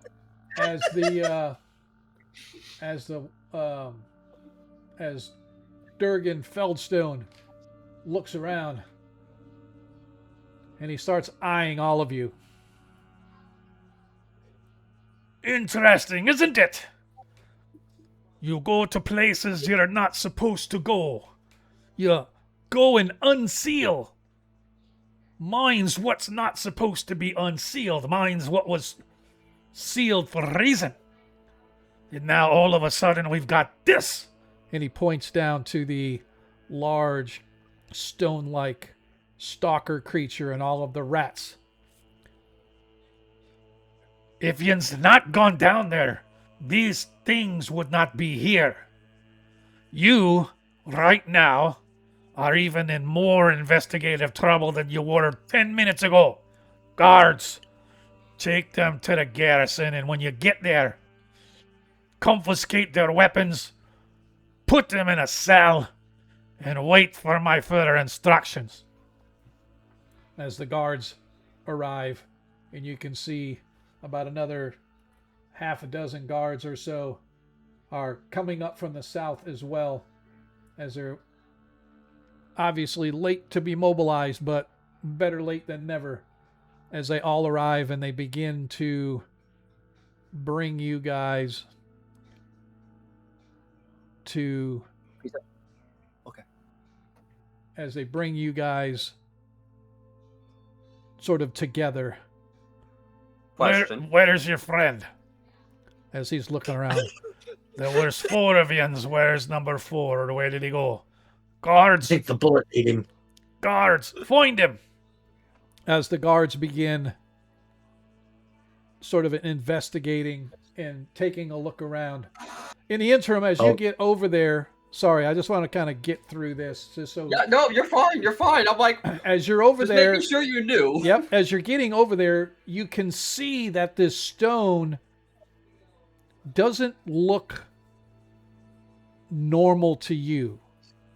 You can see this thin crack, almost as if the stone walls were made to come together. It's not like a crack broke them apart.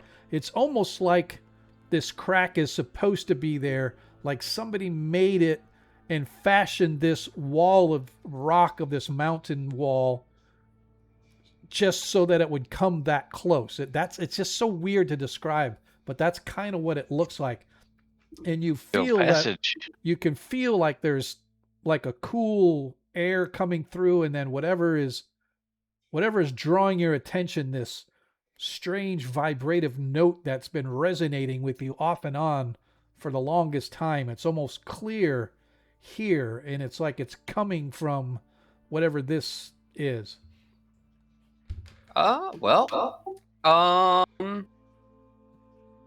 I'm gonna do the thing that we were told to do. I'm gonna listen. Okay. As you begin to listen and you sort of inch your way closer, and your hand instinctively comes up on the wall and sort of runs over the wall, and it is so smooth. It's not regular rock stone. It is regular rock stone, but it doesn't feel. It's almost like it's a smooth alabaster or a smooth quartz or crystal, something that like a tabletop that's like super smooth. And as you begin to sort of put your hand and listen, you find yourself almost falling forward, and the next thing you know, this sort of seam kind of opens up and flows around you. The pressure of the stone gives away more easily than it should. As you press through the seam, the sounds of the combat in the marketplace behind you sort of fall away. And by fall away, I don't mean it's starting to get fading as distance goes. It's almost as if as soon as you pass through this seam into the stone itself, the sound behind you immediately cut off. The passage forward is narrow, and for a few steps, it suddenly opens up into a small cavern. At first glance, it's unremarkable. Uneven walls, a low ceiling, loose cut stones scattered on the floor. No tools or marks here, however. There's no supports and no sign of any kind of natural dwarven work. It looks like a natural pocket in the mountain, long untouched and leading nowhere further. But something about it does not sit right with you. The air is too still. The silence feels dense, almost as though the air itself has weight. And as you continue to listen, your eyes adjust, and the stone begins to shift. Not physically, but in how you perceive it. Faint, almost imperceptible lines trace across the cavern, curving along the walls and floor in patterns that do not match the rock beneath them. These are not carved, these are not etched, and yet here they do persist, intersecting and drifting in and out of clarity as though waiting to be seen properly. Toward the center of the chamber, you can see these lines seem to converge on a place that is not marked by anything you can touch, but which draws your attention all the same. Subtle, incomplete, quiet. Along the outer edges where the lines bend and intersect, you can see that small nodes sort of form, subtle points of convergence that not seen as much as noticed. It's like everything you're viewing is not a visual, it's like a feeling that you can sense. You know it's there, though you can't see it. In your mind's eye, you can see these strange lines of convergence forming these strange nodes at various points around the chamber. Each of these points carries the faintest of sensation, like a distant tone brushing against the edge of your hearing. Each one slightly different than the other, but all of them forming this sort of a harmonic sound when all together. But something that acknowledged your presence, and it's waiting as though it remembers how to answer you. And Do go ahead. do I feel or hear like a specific melody? No. Like no. Okay. Do I feel or hear any type of metronome or like a consistent beat that I can move to? No. It's No. It's just this strange sensation you got, and then suddenly, poof, it's gone. And you see nothing but this empty chamber with the small rock formation in the center. None of the lines that you can see are there. Nothing. It's just gone, and the sensation that you had is gone. I will take my staff. It's like there's something missing now. I'm going to take my staff. I'm going to start tapping the ground. Okay. Rap, tap, tap. I'm going to keep it a consistent 4/4 Okay. beat. Okay. I'm going to hold that up for about a whole measure. So, Right. 16 taps. Okay. Consistently with each other. If nothing happens, Okay. I'm going to keep moving forward toward that center while I'm doing that. Okay. As you get to right about here, you can feel like the sensation comes on you once again, only stronger. The sensation you got around the rock when he was holding the stone, that quiet, peaceful, almost as if this is where you're meant to be. You can almost, I don't know, for lack of a better term, you can sense that the mountain knows you're here and it's waiting for something. And as you pass off of this and move your way a little closer toward the center, the sounds once again to get to be a little disharmonious. The feeling, it seems to be out of sync with whatever it was supposed to be. And as you move back, things tend to once again become in focus. And while you're here, you can almost once again, think of it as like the typical horror movie with the lights flickering off and on in the basement. Yeah. It's dark. That's kind of the sensation you get as you're standing here. You can almost see these lines of energy, whatever they are, but they're just on the peripheral of your senses. It's weird what it is, and it's a little disconcerting, but at the same time, it's peaceful.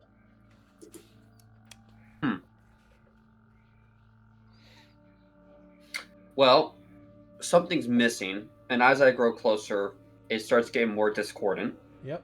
So clearly, I need to fix that in some fashion. So I will continue to move toward the center. Okay. You get toward the center, and by the time you get there, the sensation that you get is no longer constant. It's a split second here, a split second there, 2 or 3 seconds here, 2 or 3 seconds there, but you don't sense or you don't get any of the sensations or anything from here. I'm going to walk around the central thing. Okay. So you're walking around, nothing. 20-foot diameter, okay. Well, I'm going to approach it and place my hand on the stone to feel it. Okay. Give me a perception check. I'm good at those.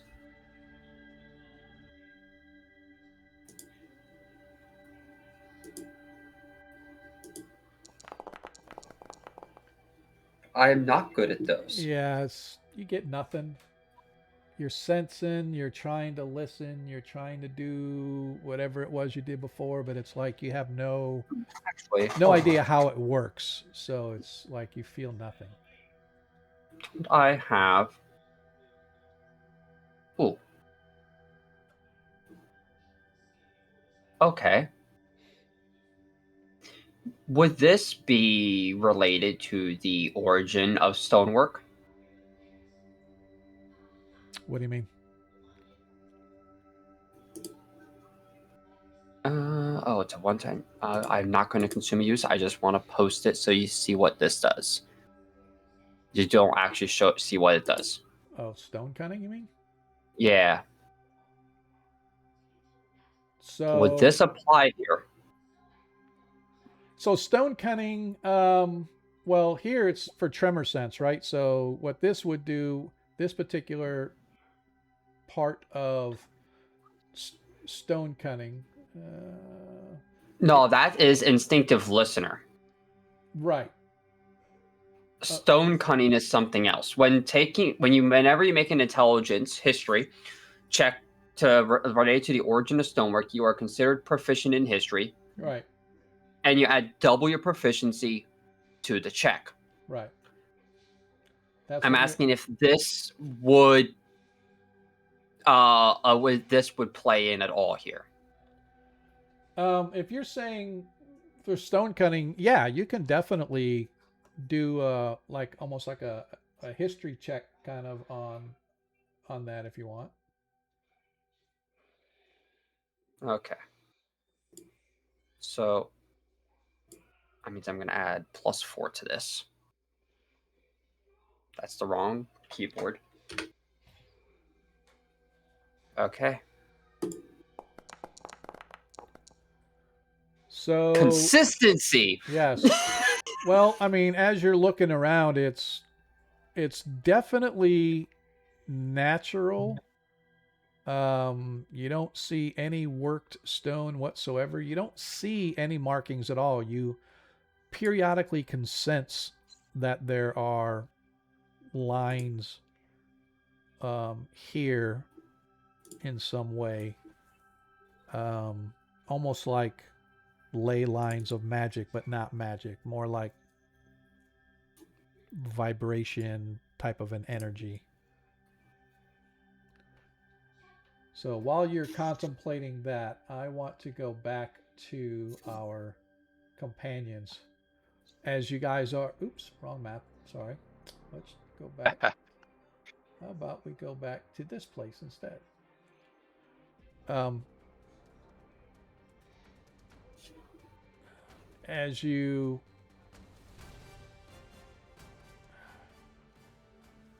As the combat is coming to the close, the guards are sort of looking around trying to determine where the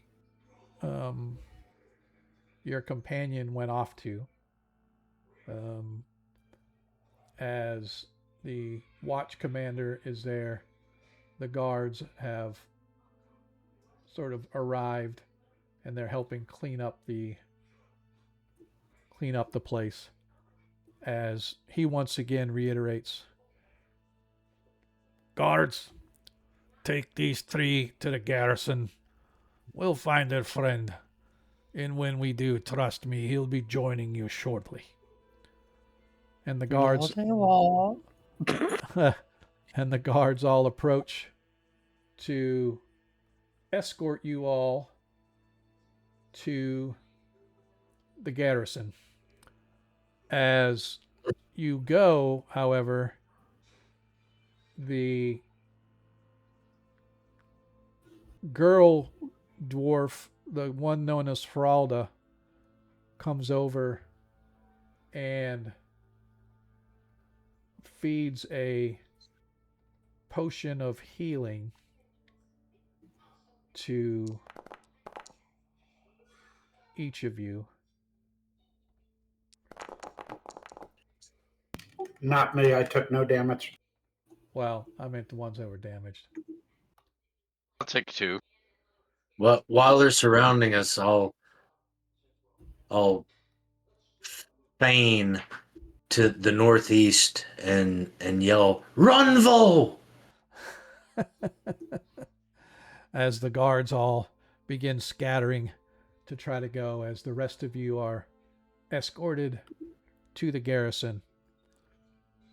You arrive at the garrison and are immediately placed in cells. Your armor and weapons, all of your gear is confiscated, leaving you in your plain clothes, each of you in an individual cell, although all in the same area.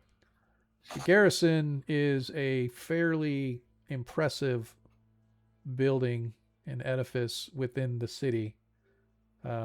Couple hundred guards in and out at any one time. But you guys are placed under lock and key while the rest of the soldiery begin scouring Aragorn, trying to find your companion Vol. So, question: Yes. Are there guards in the building with us still? Yeah. You guys, you guys are in the cell.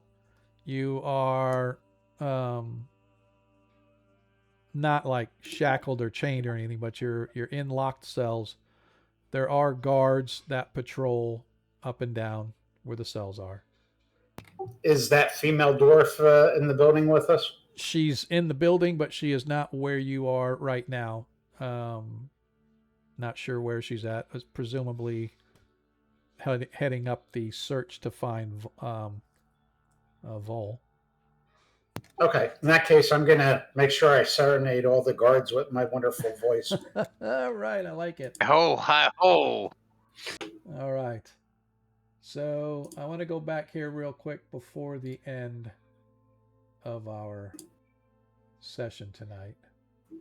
If she was in the cell, I would not have done that because, she was nice and Can fed sing my so comrades well. potions. Well, she fed my comrades potions, so I'd be nice to not annoy her. So Vol, I am Yes. not sure what you want to do, as your companions have not joined you, and you've been in here for a little while, perhaps an hour or so, and you've really found and gotten no further than you've already gotten. Well,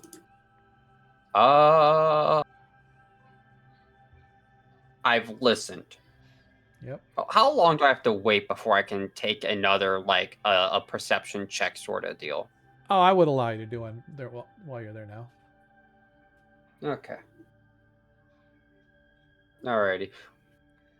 I will attempt another one. Okay. 'Cause I gotta hear it. I gotta listen. That's better. As you listen once again, suddenly the lines of energy begin to flicker, but it is ever so brief. But you can see this flowing energy flowing out the exit that you just came in.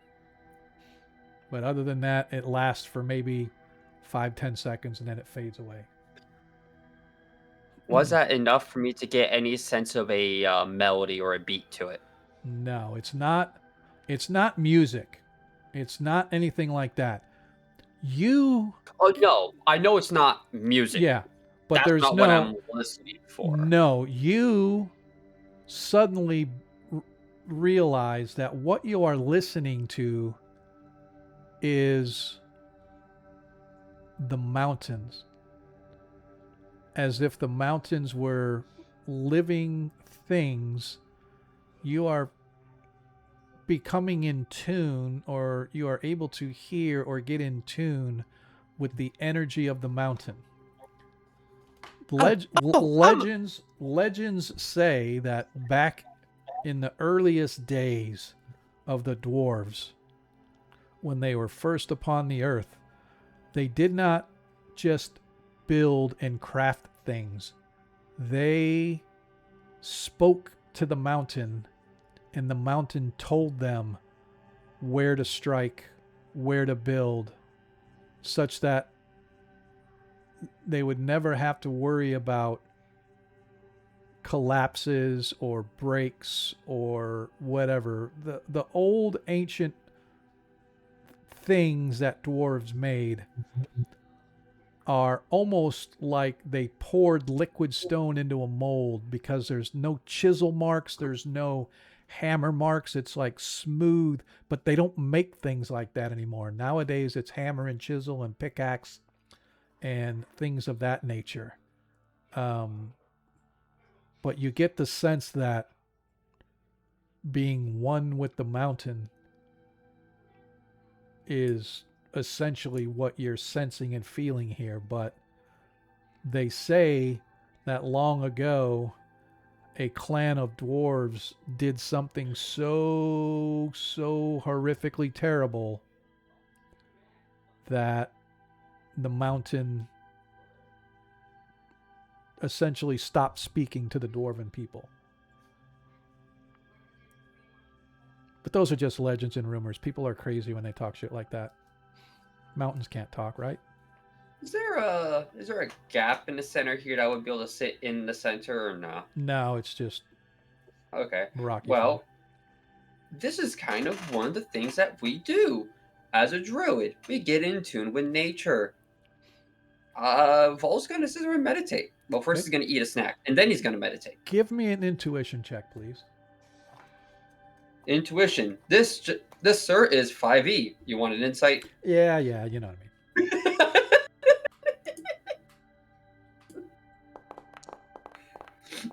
Not bad, not bad. As you are Consistency. meditating, you picture in your mind, though you can't see it right now and it's fleeting off and on, you sort of have a half remembrance on where these different nodes were. And you realize that there are 4 prominent nodes in this place. And as you look, you realize that you can only occupy one node at a time by yourself.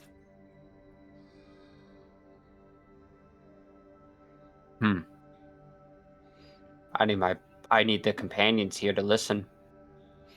Hi-ho, hi-ho. This not good. So while he's doing this and I'm back in a jail cell, can I take a short rest? Yeah, absolutely. A very valid question. Is there any other way out except the way I came in? Does not appear to be, no. Nothing that you've seen or sensed. It's a complete enclosed cavern.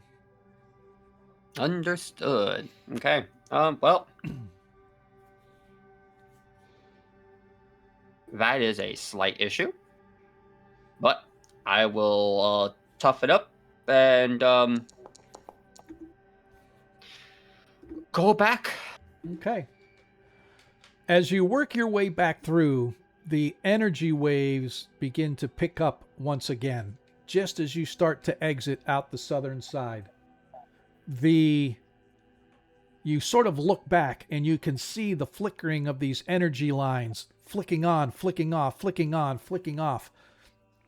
The wave sort of hits you and strikes you, and you watch as suddenly the entire cavern begins to collapse in on itself, driving you away and back down through the tunnel. In the end, the entire chamber behind you destabilizes right before your eyes, and in a violent wave, this huge blast of harmonic dissonance erupts through the cavern, sending you flying backwards. When the ringing in your ear stops, you find yourself standing once more back in that narrow seam that you originally entered in, the same passage through which you entered. Waiting there, you can see surprise on their faces, Heralda Ironmark and several armed guards. But you weren't there I raised my hands. You weren't there a moment ago, dwarf. Where did you come from? Her words aren't an accusation, really, just sort of an observation. The narrowness of the seam that you're in becomes suddenly apparent. Every movement is constrained because it's like shoulder width. The path forward is occupied. Behind you, you look and you see there's nothing but solid rock. No more seam leading into a small cavern where you were before. She sits. Right. The watch command or the lieutenant shifts her stance slightly, bracing in the confines, looks you right in the eye. All right, you've had your fun. You're coming with us. And she turns to leave. And as you follow her, the stone presses behind you. And when you exit, the seam is gone. There's nothing but solid rock. And she leads you to the garrison. Ma'am. No talking. Just follow me. No, look. And she turns to look. It's gone. She sort of looks up, looks at you, looks at each of the other guards, and they've got sort of a look of shock, a little bit of disbelief. Right then. You're coming with us. And let's go. You could see the look on her face. You could see the look on her face as one that she's forcing herself to not have an emotional response. She is steeling herself like a good soldier and takes you guys to the garrison. So just to fast forward a little bit, what do you guys want to do while you're there? And then I'll fast forward for a little bit and then we'll complete tonight. I want to grab pizza while I'm there. So give me I will take a long rest. a minute. All right. So I'm just going to do this here real quick. So you're not sure how long you guys are in jail, because in jail you are. Your gear has been confiscated. Your weapons have been confiscated. Anytime that you are brought food, there's about a half a dozen guards coming with the food. They make sure that you guys are never together. Those of you that can cast spells are really closely watched, almost nonstop. They take my. But it's there. You are not mistreated. Nor, however, has anybody come to question you. You have just sitting in there for days. Don't know how many, but if your meals are any indication, you've been in here at least 3 days, maybe 4. But finally,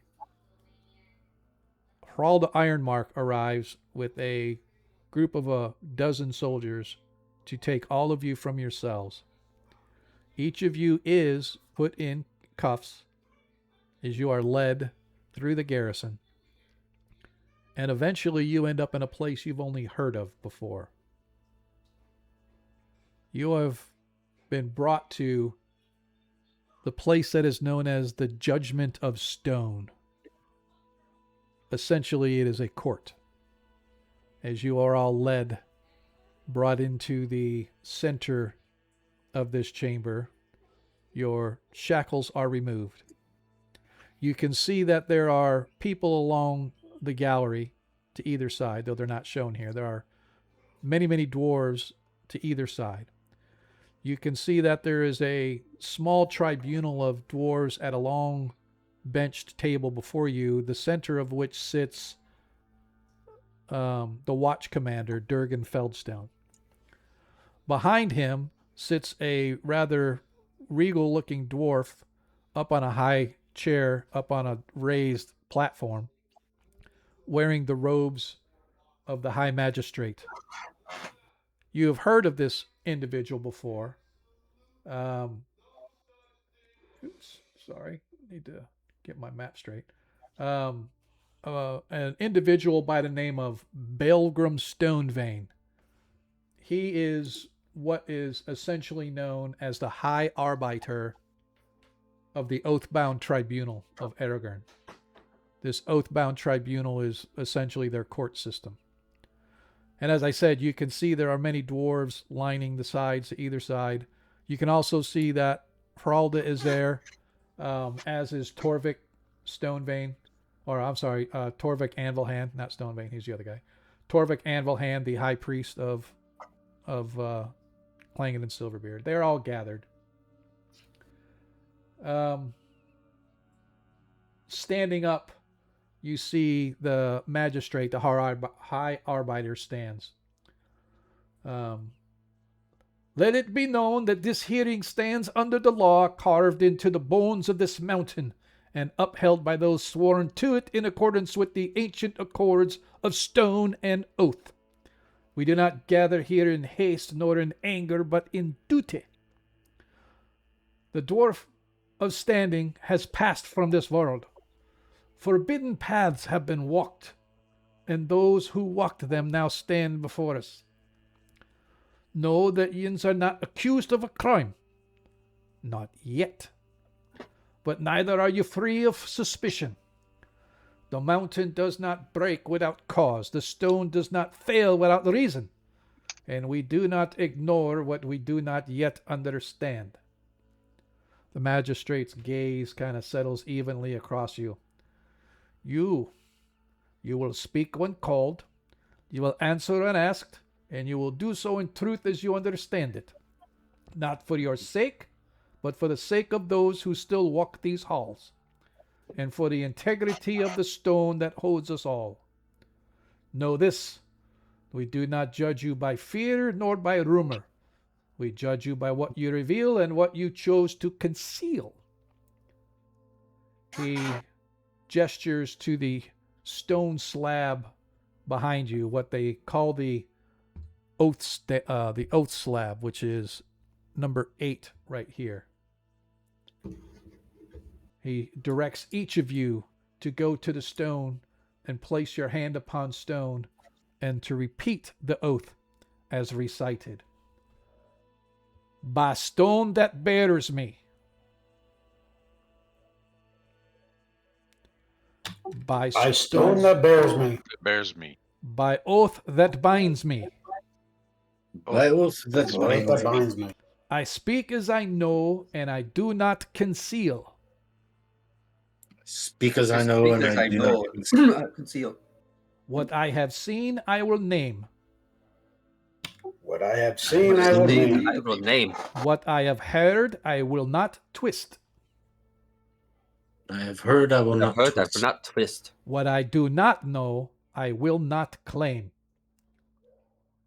What I do not know, I will not claim. Let my Yes. words stand as stone, Let my Let words my stand words as Stand stone. a stone. broken or unbroken by truth alone. Broken Broken or or unbroken. unbroken By by truth truth alone. alone. And that is where we're going to end. I was really, really hoping I could get through this, because this is actually the last part of the adventure, is actual holding a trial. and I've got rules built for the trial, but we just don't have time to get through it. So Boo. Is it safe to say I told the group what I saw? yeah, that's absolutely fair. Okay. Absolutely fair. Awesome. What you guys saw. So that being said, where we have been able to get through the trial, we may or may not have been able to go to the next adventure, which hasn't been written yet. So I'm just debating on whether I have enough here to actually write it to continue the series of adventures, or I don't know. Oh. I'll have to see how it goes. But be that as it may, hopefully you guys at least had a decent time playing it. Sorry that combat took way too long. Well, that's what combat does. I know, man, especially Combat does. Yeah. I mean, you're Surprised I've you've been survived doing this. this. You've been doing this a lot longer than I have. When I have mass combats like that, I either chuck the friendly NPCs to the players to control. Yeah, Or so another thing that I was going to do, and I just didn't have it set up to do that, and I think that is what I want to do. I hate having to look up in the book every time for something. So if I have an adventure, I want the rules that are necessary or needed for the adventure to be there in the adventure itself. So I don't have to say, oh, go to page 35 of the Dungeon Master's Guide. So essentially what I think I'm going to add into it is the mass combat thing, because you can do like mob combat. And so essentially what that is you have, for every 10 creatures, they only roll one time, but it's like, oh, if I have 10 creatures on one person, this is how many hits are expected to land. And it's sort of a it's a statistical average that says every round, boom, you got hit 4 times and you take this much damage. And that's what it is every time, right? There's special mob rules like that. And I was really thinking about doing it that way. I was really hoping it wouldn't last that long. I'm not going to lie. I was kind of hoping you all would run for it while they were occupied in combat. You guys run where sorry, your party was a little bit too lawful good for that. That's fine. Dwarves don't run. No, I know. The other option that you could have done, this is what I also like to do myself, is I don't bother throwing the mass of NPCs into the combat. Right. I have them on the map all around, but Right. I'm not actually doing any rolls between them. Yeah. They essentially give the party, they take up enough flack, right, that the party has a balanced encounter coming at them. Right. And with large groups, you can also do group initiative where you that's true. Yeah. Tactics. Yeah, exactly. Batch 4 of them into one roll. Yeah, absolutely. And I mean, again, there's all kinds of things that I woulda, coulda, shoulda, but I wasn't really expecting combat to last that long. And like I said, what I was like I said, what I was trying to do is I was trying to present the fact that we're going to jail for something we didn't do. There's an out provided. Let's go see what that out is, right? And see some players that I know would immediately go, yeah, I'm out. Especially when you see looking at you, Adam. When you see seeing all these creatures come in and running and whatever the case may be. So I tried to run, but I got rat fucked. Yeah. So, but that being said, I still think it worked out okay, because that what Vol found was really could be an optional side piece. Like if I put it in there as a side possibility to just get a little more detail, a little more adventure, a little more exploration. But if the party doesn't take the bait, they still go to trial and they still go to the next adventure if they want to. So, not that it really matters, but y'all can level yourselves up. Ooh, I don't mind. So I personally would not mind coming back to this at a later date. Yeah. Well, I haven't even started. I really have to go through and refine this one a little bit and clean it up. Oh yeah. But I think all the pieces are in place. And you guys saw the map of the world that I was making. I'm actually going to ship this out of Greyhawk into that world. I very I much like the all dwarf enjoy thing. it. So I'm sorry. I know, AK, you said you like the all dwarf aspect of it. Yep. And anything that you guys would want changed from the time we started to now, because I have no ego. If there was something you liked, great. If there's something you did not like, great. I just trying to weave a story of something that the dwarves lost ages ago suddenly starting to get What- rediscovered. Oh, What great maps, was great the, story and direction. What was the DC of the listening check? So really, there was no DC.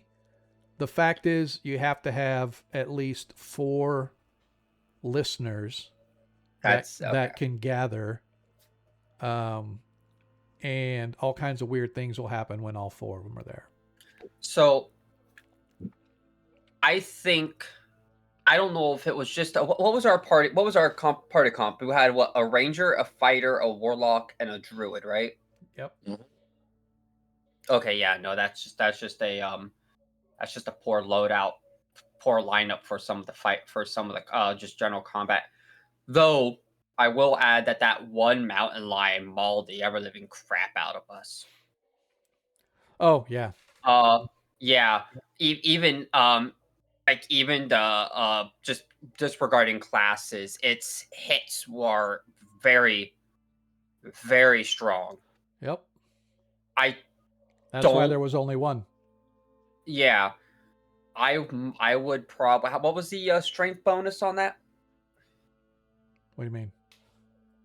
Like what was its what was it hit? What was the hit roll and what was the strength mod? Well, no, it's there. Where am I? Let's see. Critters. That was the Stone Twisted Predator. It was. So it had a thing called Resonant Slam, which is a rechargeable deal, where it can knock creatures within 10 feet if they have to succeed on a DC 13 con save or take 3d6 thunder damage. But then it had its normal attacks are a bite or a claw attack. The bite's 1d6 damage and the claw's 1d6 plus 3 damage. So it was only a CR1 creature, right? So the only one that was a higher CR was actually, I gave it a CR3 creature against you guys because you had the watch commander and his lieutenant and all the soldiers and stuff. Because they were what, level 5 warriors or something? She was they were character classes. So I don't feel bad about the rats because I TPK'd my entire Monday night party with 2 giant ants. Yeah. Like bad rolls are bad rolls. Yeah. I'm sitting there trying to think of how the damage played out. What was the hit roll for on the mountain? What was the hit roll for his 2 attacks? What was the modifier for that? Was it a plus 5 or plus 6? No, plus 3. Yeah. Okay. So you were just rolling. Dude, high. I was rolling well. That's what I'm saying. I was rolling 18s and 19s all night. But when I do damage, I'd only do 1 damage. Okay. So yeah, no, that's what I was double checking that because it happened, a couple weeks ago. That was the only thing I saw was that it nearly wiped our group. However, the health was low enough that we were able to take it out. Yeah, I know that party comp was definitely a factor. I wasn't sure about its numbers. No, if I had to change anything about this adventure you wrote specifically, I would make the out more obvious. Yeah, and that's the whole. I would push that. That's what I'm saying. I was trying to, right? So I was trying to say, boom, and I think what it was is if I were to have put you guys in shackles when you were leaving, because then you couldn't fight. Yes, but that's a good one. But there's an out leading to there. But Yeah, that's I a don't good wa- one. I Had to don't seize wanna- our ability to fight. but the thing is, though, I didn't want to take your weapons away because there is a potential for combat in the chamber you were in, right? True. It's not foregone that there's combat, but if there is combat, poof, next thing you know, you guys are in combat, and so So there's a couple ways to go around that. The other idea is you instead of having more guards coming out of the tunnel right, as guards, have more enemies start popping up on the other edges of the map that's not in the direction. That was the other thing I was looking at. But here's why I decided to do what I did, because I was gonna have more rats and stuff pouring out. The problem is that you guys looked to me like you were committed to stay to fight, and you weren't even considering try to run. I mean, I ran. Running never crossed my mind. Exactly. And so if I have more enemy coming out now, you're just going to be there for more enemy. And to be honest, it didn't stand to reason that there would never be reinforcements from the dwarf contingent, because soldiers are going to come defend the city. When the alarm gets raised, I said 3 or 4 rounds afterwards, more rats are coming. Another round after that, here come the soldiers. So like I said, Just throw bigger batters. I don't Throw think bigger we baddies at had, us so we're more enticed to run. like, yeah, maybe. not more like tokens on the board. Yeah, Like you can hear the rumbling. More are coming. They sound bigger. They sound stronger. And sure, That's the fair. city's gonna be fighting it, but so less mechanical. More story, yeah. And more story. Give the emphasis that If this you don't is run, not you're gonna over. die. Yeah. Get that strong narrative hook. And at that point, it is a little bit of a hand holding. Yep. However, as the DM, you have an option to be to just completely hands off, let the players do what they want to do, or if you have a module to guide them in the direction of the module. And I have a very strong opinion about that because of my very first time playing Pathfinder.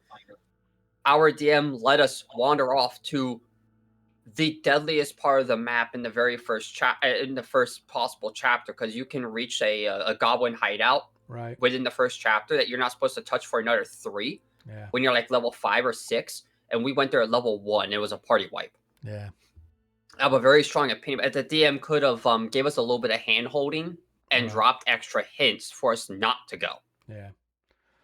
So anyway, I mean, I don't like see I said, an issue with it. Others might. Like I said, I loved it. I thought it was fun. I would love to continue this at a later point if you manage to write up more of this. Well, like I said, I have this whole narrative in my head that I've been bouncing around for probably a couple of years, and I finally decided to start writing some of it down and doing it as an adventure. Do it. So I want to do it. I would love to see it. So we shall see. But what I'm going to do now is we are going to, if you guys will hang with me for just a second. I'm hanging on. Yeah. Says it solid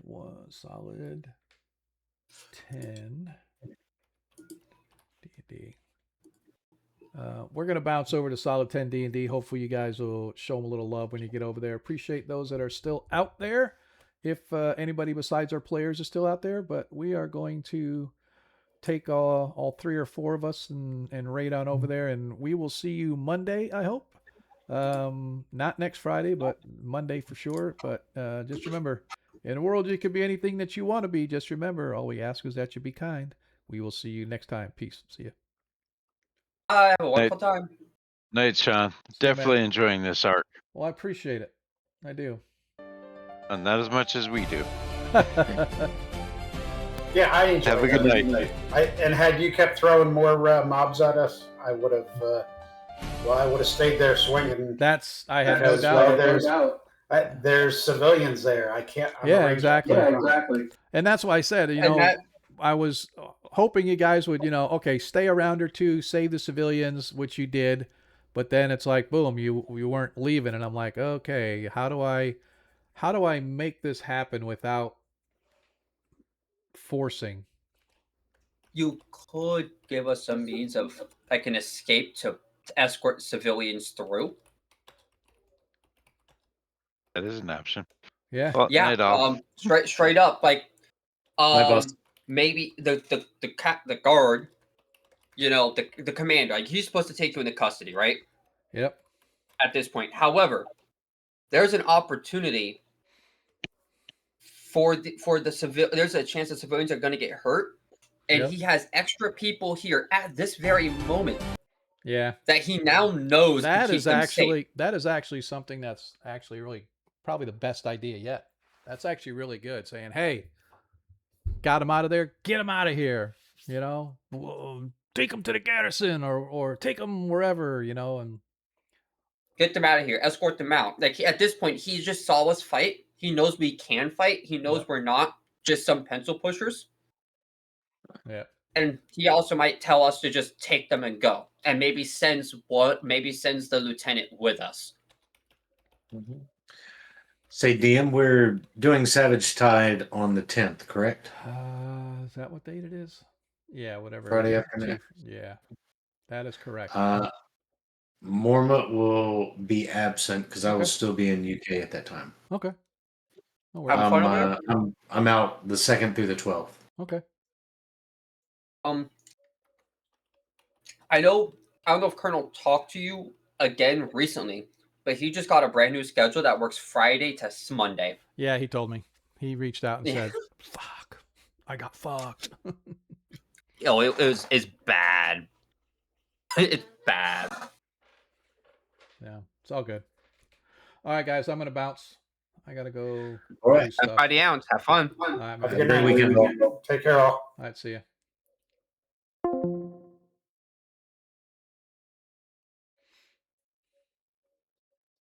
All the day long. One day he said, "Fuck, I've had enough," and walked off into the woods. He found him a stump and he sat right down and stared at the sky for a